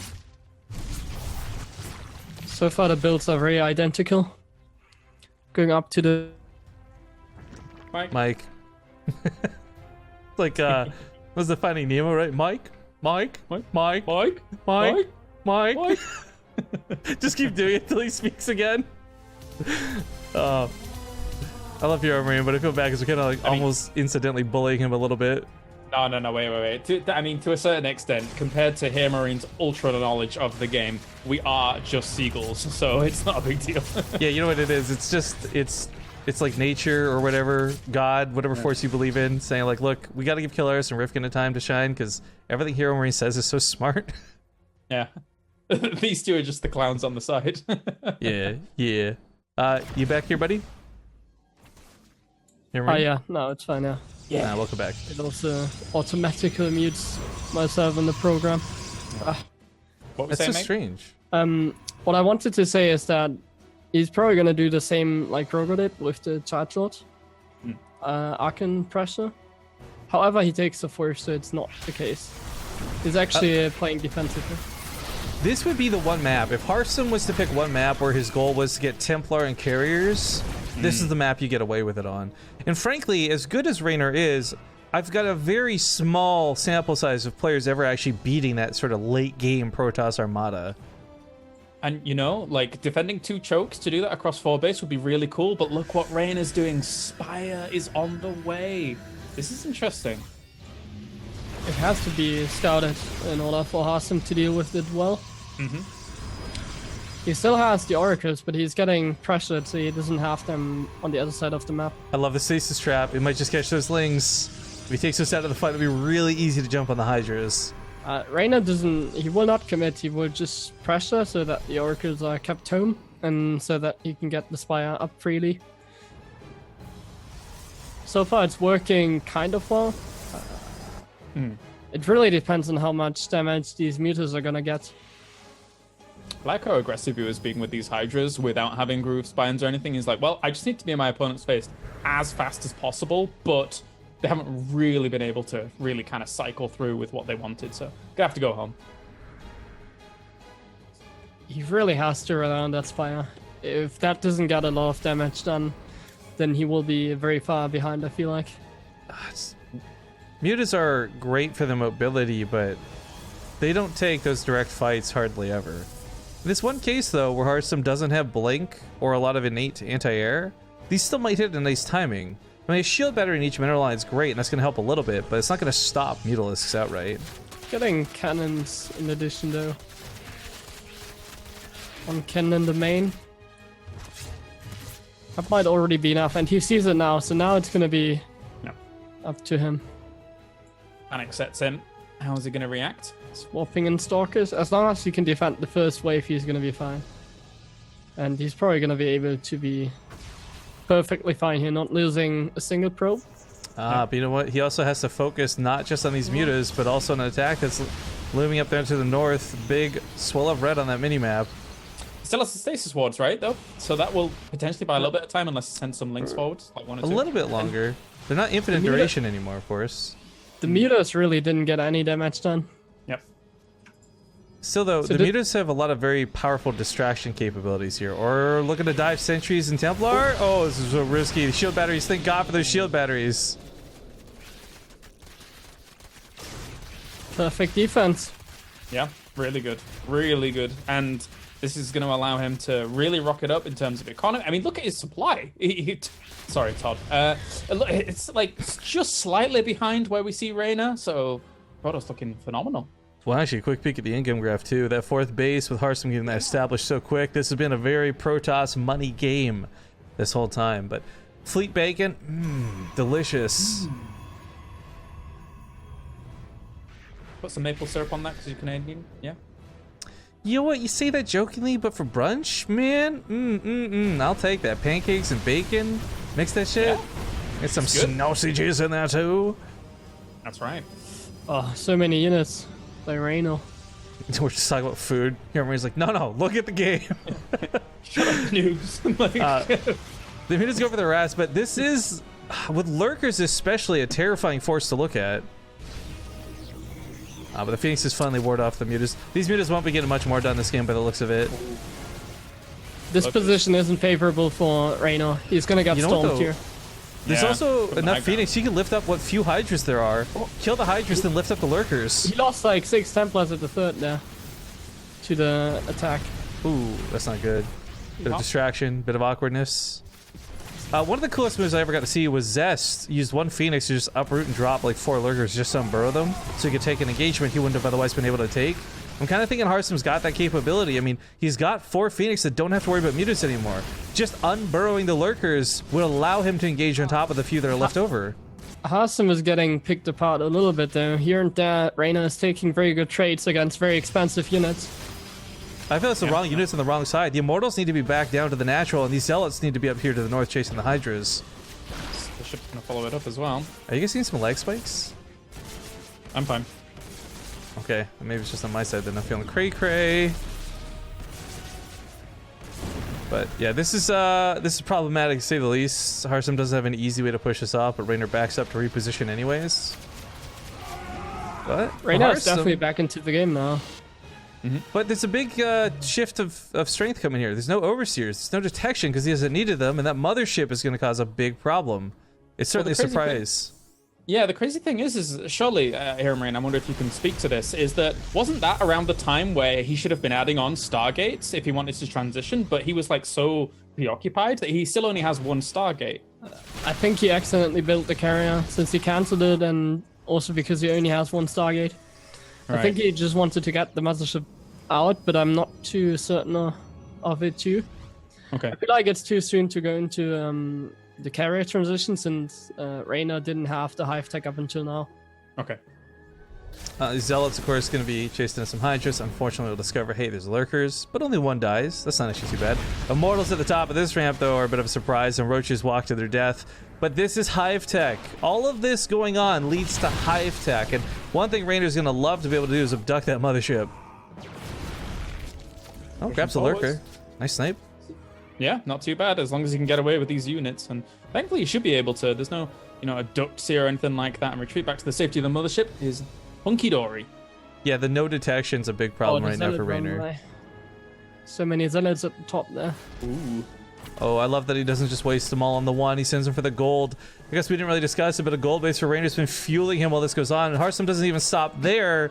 He's going straight for the kill to the natural? Or what's... Maybe Mist Rally? He should have done something at the same time. Ah, never mind. Recalling is fine as well. Yeah, gets them out alive. Not all of them, but hey, it's better than nothing. Also, yo, boys, I gotta give a big thank you to the $50 donation coming in. More slippers sold. Have a nice day. Glad to see Kane again. Yeah, Kane's been playing StarCraft again, guys. Thank you for the $50. But yeah, this is quite the drop. This actually is something that we've seen Nerchio and many others do quite effectively against Protoss. Yeah. Especially on this map, right? It's very good to just be able to duck into the main base when you have so many limited options in terms of getting in the other bases, which are normally defended. Especially when you have 6,000 minerals and 2,000 gas. You can do that every single time. Ooh. Good point. Super effective. These Phoenix, if they're in position... He will kill like some tech buildings, some economy. It would be very expensive for Harstem. He's gonna warp in, but the Overseer sets up expecting some DTs or something, but everything here gets wrecked. Like, this is so bad for Harstem, and he can't recall because he had just recalled as well. Templar Archives going down hurts. Now he has to split his army perfectly, since the lurkers are also pushing the top. Guys, is Raynor a god? Is that where we're at right now? Let's not get ahead of ourselves. I mean, this was a little bit of tech picked off, but Harstem's got a lot of really strong army left over still. Yeah? It's not enough in the main base, though. Yeah, he's gonna lose his army, and then those lurkers are still gonna be there. Oh, the mothership got dangerously low. The base up here had to get canceled, I believe, not killed? Yes, canceled, not killed.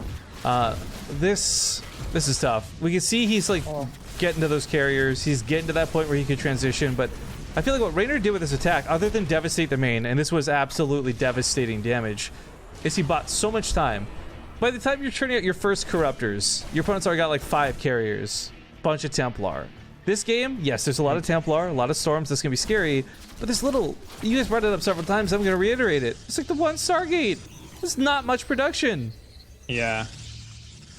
Now he's having to replenish that Templar Archives you mentioned, with this drop coming in once again. All he has to do is keep stretching his opponent thin, hitting this location. The lurkers are more than...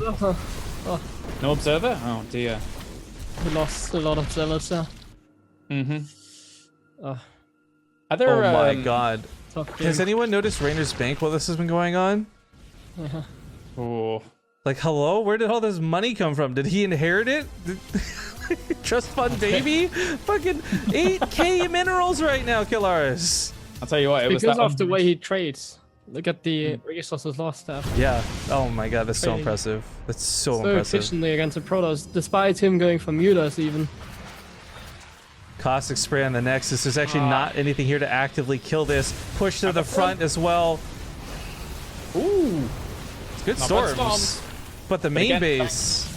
Oh, it's a kill, not a cancel. Things just keep getting worse and worse. He's only trying to thin out the Protoss here. Yeah. He doesn't have to push him. And he can't even push him. Look at how many Templars Harstem got. You know, it's appropriate that Harstem's blue because everything's coming up Millhouse for him. I don't know, guys. At this point, it's like a deity has descended from the heavens. 10-0 potentially. Come and bask in the glory of the Temple of Raynor. I just like in the background somewhere, Vasikas is getting super hyped for no reason. Off camera, off mic. That was the majority of his commentary, yeah. That was a really weak recall. That what? It was just a Mastership recall though. It doesn't really matter. Still, that was like 3 probes? I don't know. It's not like you really needed those. Oh, now he's out of position, however. This is gonna be tough. There's an attack in for the top side too. Hydra slithering around, but the big distraction is down here. Caustic Spray is almost definitely gonna kill this Nexus. Distraction of the natural. He never pushes up this ramp. And he's getting the 5th/4th phase of Harstem. Oh. I think it's happening. We're coming up on not just 10,000 minerals, but maybe 10 wins in a row. Harstem's army is still very strong with so many Archons, right? A lot of storms underneath this. The mothership, it's not easy to break. There's no snapping his fingers in dealing with it, but Raynor, man, he's got 10,000 minerals to throw at this. He's got bodies. I mean, on the hunt. At this point here, Marine, surely Harstem's only going to have like 1 death army, and that's going to be it, right? There's nothing else he can do, surely. Yeah, he doesn't have too many options. I think the only option he really has is to attack, actually. Yeah. He's got more Archons than options. You can macro. He has to kill him right now, otherwise it's going to be game over. Well, Revelation. At least he's got detection. Revelation is way more reliable than observers at this point. They're just gonna get picked off and they're too far out of the way. But Harstem, I'm more worried about. There's so much vision. Yeah. The Templar are also getting a little bit stuck in these neon violet squares, so they're forced to storm. It's a little bit awkward. Not the ideal situation. Corruptor's diving for that mothership, looking to strip away that cloak. That's a lot of damage coming out. This is a obviously hell a of a very first good fight for Harstem, but can he do something about the Remax? Right, or the Remax of the Remax. Raynor doesn't have a... Mike. This is a lot of damage coming up from these Archons, though. As I say, we said it before, 1 big army has to win this for Harstem right now. He doesn't have any lava. Oh, wow. Oh, Jesus. That's going to be a problem. This is the thing, though, like, you're going to lose this game, 7,000 minerals in the bank, because you don't have any larva? Oh, you're working on your queen mechanics for the next 2 days straight, I'm telling you. Yeah, he's in a bit of a rough spot. 11 lurkers are going to be morphing in, so maybe they can buy some time against this once they get out, but they need to get out. This army is knocking on his door, and he's running out of time to get these units out. But this is really the desperate gambit of Harstem. He's trying to win the game here and now because he has to. So, if he loses any one fight, that's it. Game over, man. But at the same time, this is going to be starting to kill. There's so many Archons. He's still got 3 Templar, all which are basically full energy, so plenty of storms behind this. And he finally establishes a new base. Himself some Corruptors as well, because he needs to deal with those carriers, but he needs to have the right control of all of this army, because that's still a lot of Archons on the ground to power out damage. Honestly, I think Harstem is doing it. Yeah. It's a hell of a job at the very least. What's worse, though, is with the Hive going down, that means there's no chance at Vipers. Nothing to abduct bits of that army away. Because the biggest is, Harstem all at once, he can't be cracked. Grab an Archon, kill it. Grab an Archon, kill it. Look at the income graph, though. It was just so steadily red, and then whoop, flatline and hardcore. It's at this point, Raynor has to. The shoe's almost on the other foot, right? He has to make a big army, like power down this army somehow, and then go over this type of big storm on that. REUPLOAD's actually a really good choice for this situation. There's actually not enough carriers to just blitz through this REUPLOADs. Now it's the time to go back, though. And he will go back, take more bases, maybe even go for some more air units. Yeah, more carriers. Raynor went from being super cost effective to being so far behind in the resources lost now, though. This was the largest trade I've seen in a long time in StarCraft 2. I mean, right now a few things are happening. Right? Gotta be so careful with that. Every unit is precious. Yeah, absolutely. The one first thing that's happening is that Rifkin is flipping out at the potential of not a 10-0, so that's cool for him. The second thing is that Raynor here definitely is clearly on the ropes. Harstem is on the verge of making a sick comeback here off the back of all of this. And let's Broodlords! Whoa! Templars are very important. Yeah, I think Templars are like giving the splash damage here. Kills a lot of the Lings. Templar, though, might not be dead, but they're out of energy, so no more storms. Stasis trap triggered by the Broodlings. Oh, catches a large portion of the armor to the top side, but... Oh, is that enough? The Lurkers are tearing through everything. There's a lot of splash damage. The Corruptors dive through the Archons to take out the carriers. No more carriers in the sky. Oh, no. No. 10-0! 10-0! He's doing it! He's breaking through the Archons at the front. There's some Zealots trying to harass on the other side of the map, but that's not going to be enough. This Nexus is under threat as well. Lings are going to flood forward. There's hardly anything on the ground. Void Ray is going to be really nice to make up for having that lack of carriers, but unfortunately... Oh my God. I still think the Corruptors would... Oh, Void Ray's actually so sick, though, for Harstem right now. There's no Hydras left. Void Rays are actually a brilliant swap. The Corruptors are quite weak. They can't extend too far forwards because the Archons are there. There's potential for more High Templars coming in. 3 are still alive somewhere. Yo, Tries to drop down the Revelation on this. Raiders sent us 6 drones. Harstem will be fine here. Oh my God, I got hyped for Raynor for a second, but this might actually be over. Because Raynor has no gas income right now. He's building drones now desperately. He can't actually make anything. Harstem has slowly, methodically killed all the bases while this goes on. I mean, these Zealots have done a hell of a job winning the game behind the scenes. I mean, one thing would be the Corruptors need to find the Void Rays now, but he doesn't know that is going on right in the back of in the heart of Harstem's base. Oh man, I haven't seen Void Rays actually be a decider in a game in a long time, but I think they really will be here. Because to note, with no income and no gas, you can't suddenly make Hydras. You can't pump out more Corruptors. There'll be the GG button. Or as soon as they come along, they may end up being just the GG button. Because the thing is now is that he couples the Void Rays with the Archons. How do separately, maybe the carrier. You just don't. Oh, the Archers. Ooh. Okay, that's a hiccup, he though. doesn't have any vision. He doesn't have any vision anymore. No Observer, no Oracle. But no gas. No Robo. That's not the worst thing in the world, though, considering, again, those Lurkers can kill the ground, but they can never really reach those Void Rays. He needs to bring his 3 Queens to the Corruptors and transfuse them. Like, oh, he is! Oh, 1. Yo, the Infested Terrans here are going to be really nice. Let's not forget, they have a brand new anti-air gun, and they do benefit from upgrades, which they haven't in the past, so that's going to be +3 Infested Terrans. Could be pretty good. Right, man, the Nemesis. They've got their rocket launcher, as we said, in the FFAs. Sick. Those bloody FFAs scarred me for life, man. They were fun times, though. Honestly, this is so down to the wire. What a sick game to end this day on. Holy moly. Yeah, because what's crazy is, honestly, no bias here. This could go either way still. Yeah.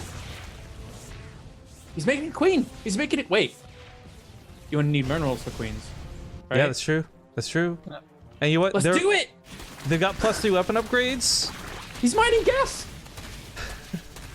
You know what? I actually think... I'm all over the place. Yes, you are. But I think queens are actually not a bad choice in this situation. Not just because of the mineral dump, but the transfuse that they're going to bring is going to be very valuable. I think Infestor Queen would be very strong here. Yeah. The Hydras just get stormed, but if you have like a million Brootlings, Queens behind it, Infestors / a million Infested Terrans. Yeah, I mean, you have to storm the Infested Terrans, but finally catches some of the Void Rays. He's going to get carrier and run away. Oh, close. You're all over the place, killers. Harstem can't tap that many High Templars, so I think just getting Queens here with Infestors. I'm having a heart attack. But even Hydras are fine. Anything is good here. I suppose he's long distance gas mining. Both players get so economically screwed on the back end of their attacks. He nearly got rid of that Templar's Archive. He did get an Oracle, so there's a single revelation, but the fungal growth, there's a lot of extra damage as the Lurkers catch these units that are slowly walking away. That Archon is 4 health remaining. Nexus goes down. Harstem's not hurting for minerals, but he's really hurting for the gases he just lost to this base. Void Rays got caught by the fungal growth! Is there enough anti-air? He had a few Hydras, but they just get stormed. Yes, enough Hydras. This is still pretty dicey. Oh my god. I think Raynor's army's looking a little more promising. There's no back attacks. There's no counter attacks. This is everything here, guys, on this fight. This is the game deciding move. The Voiders are pretty much gone. He's done it! The 10-0! What the frick? Unbelievable. Just... My life is over. Raynor, my dude. It's Raynor, my dudes. Holy shit. Especially the last game. Look at it. Look at that. I was ready halfway through to say Raynor, the Temple of Raynor, the deity that is Raynor, has descended from the heavens. And then the back and forth. And then the end. And... Oh. Yeah, I got nothing, man. Here, Marine, break it down. I think I like Naruto's suggestion in chat. Just seed him to the semifinals. Oh, crazy. Actually, that's a pretty good suggestion, to be fair. Well, like when you would go 10-0 or something like that, I think have you earned 2 spots? Anyway, never mind. I want to do something. This is gonna totally wreck screen regions. This is not something I encountered for, but I'm gonna try and invite Raynor to the Zoom call so we can all get a little bit of a celebration with him in for this, because I asked him, dude, do you even have the energy for a winner's interview? And he says, heck yeah. So let's see if we can get him on here real quick. Unbelievable. Just no words. All right, so he'll take a second while we set this up. I guess one last set of commercials. It's all over though, guys. So winner's interview when we get back, and we'll see you soon. All right, things are gonna break for a second, but I'm getting everybody on the call for this, guys. So a second, please. Oh, yeah, no problem, dude. Do what you gotta do. Parents are like, yo, quit winning StarCraft already. You're winning too much StarCraft today. It's ridiculous. Sorry, let me get all this other junk out of the way. We'll just get the players, and then... Oh, where's my camera? I want to be part of this. Bloop. There we go. I'll hide in the corner. So, Raynor, you know what? I've done all the talking today, so I'm just going to say a quick congratulations on your 10-0, and let Killaris do, I guess, winner's interview with you, man. Oh, yeah. Thanks. Throw you into the bus. Enjoy it.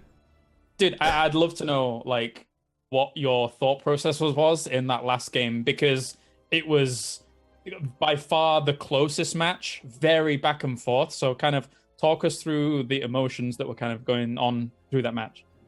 I think I was doing pretty good until he pushed. Like, I did a pretty bad fight and I didn't know what to do exactly, and I thought I was losing when he killed all of my buildings. And I don't know, I just thought about something, and I think it worked out. Fair play. 10-0 is just unbelievable. I don't think anybody came in really thinking that like anybody would kind of transcend that position. So like, I didn't hear the interviews before, but just kind of talk to us about that level of victory. That's kind of unprecedented, especially in like the online scenes. What do you make of it all? It's really amazing. I didn't expect to win 10-0. I was expecting to do well, just not 10-0. So I'm pretty happy. I think you actually probably made 10 other people happy too, because you feel less bad losing to the guy that 10-0s the bracket. Like, what in the Guadalupe, man? Like, this was so cool. Like, I gotta, again, congratulations. Thank you. We started making jokes halfway through. We're like, because we're trying to predict who wins each match, and we're weighing up Raynor, who's a good player, versus these other guys, 50-50, and it just became Raynor. We're like, we'd be foolish not to guess Raynor after like game 7. But I guess, hey man, I don't know, do you do any streaming right now or anything like that, or do you have any shout outs for social media you want to do while we got you? Where can people find out? Maybe you can follow me on Twitter at Raynor02.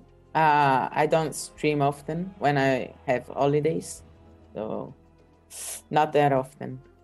Yeah, you and your darn school. I'm really sad you're not coming to BTSL, man. It breaks my heart, especially after today's performance. But hopefully we'll be around long enough that we can get you on to the next one.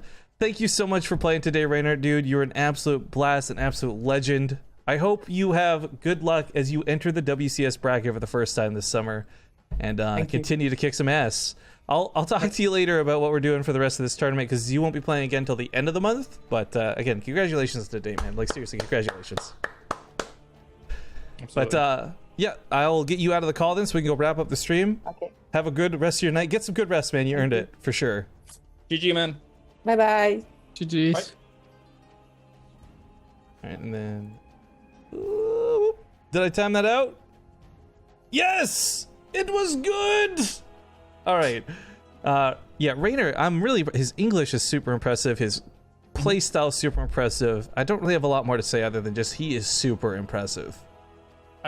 What an astonishing day of StarCraft. Honestly, like when you get to see that level from someone that young as well, it's mind-blowing. Absolutely mind-blowing. Yeah, I love you tweeted pretty much the exact same time I did, just like I cannot even is probably the best way to phrase that. But all right, let's get our shout-outs done, guys. Hero Marine, thank you so much for joining us today. I know you didn't get a chance to play, but it was nice having you cast. You, of course, do quite a bit of streaming yourself, too. Do you have any comments, shout-outs, anything like that? Yeah. Obviously, you can always tune into my stream. I provide pretty much the highest turn gameplay you can get in Europe. With, like, top GMMR. So if you want to check out a turn, you can go to my Twitch channel, which is the same as my my name here written down, Hero Marine. I stream daily, so you'll find it. And you're still working that grind. We'll see you in like the WCS and all that, right? Yeah, obviously I play in every big tournament. I'm still in WCS Challenger, round of 8. That's going to be the next tournament. And yeah, some tournaments here and there if I can get a good opportunity.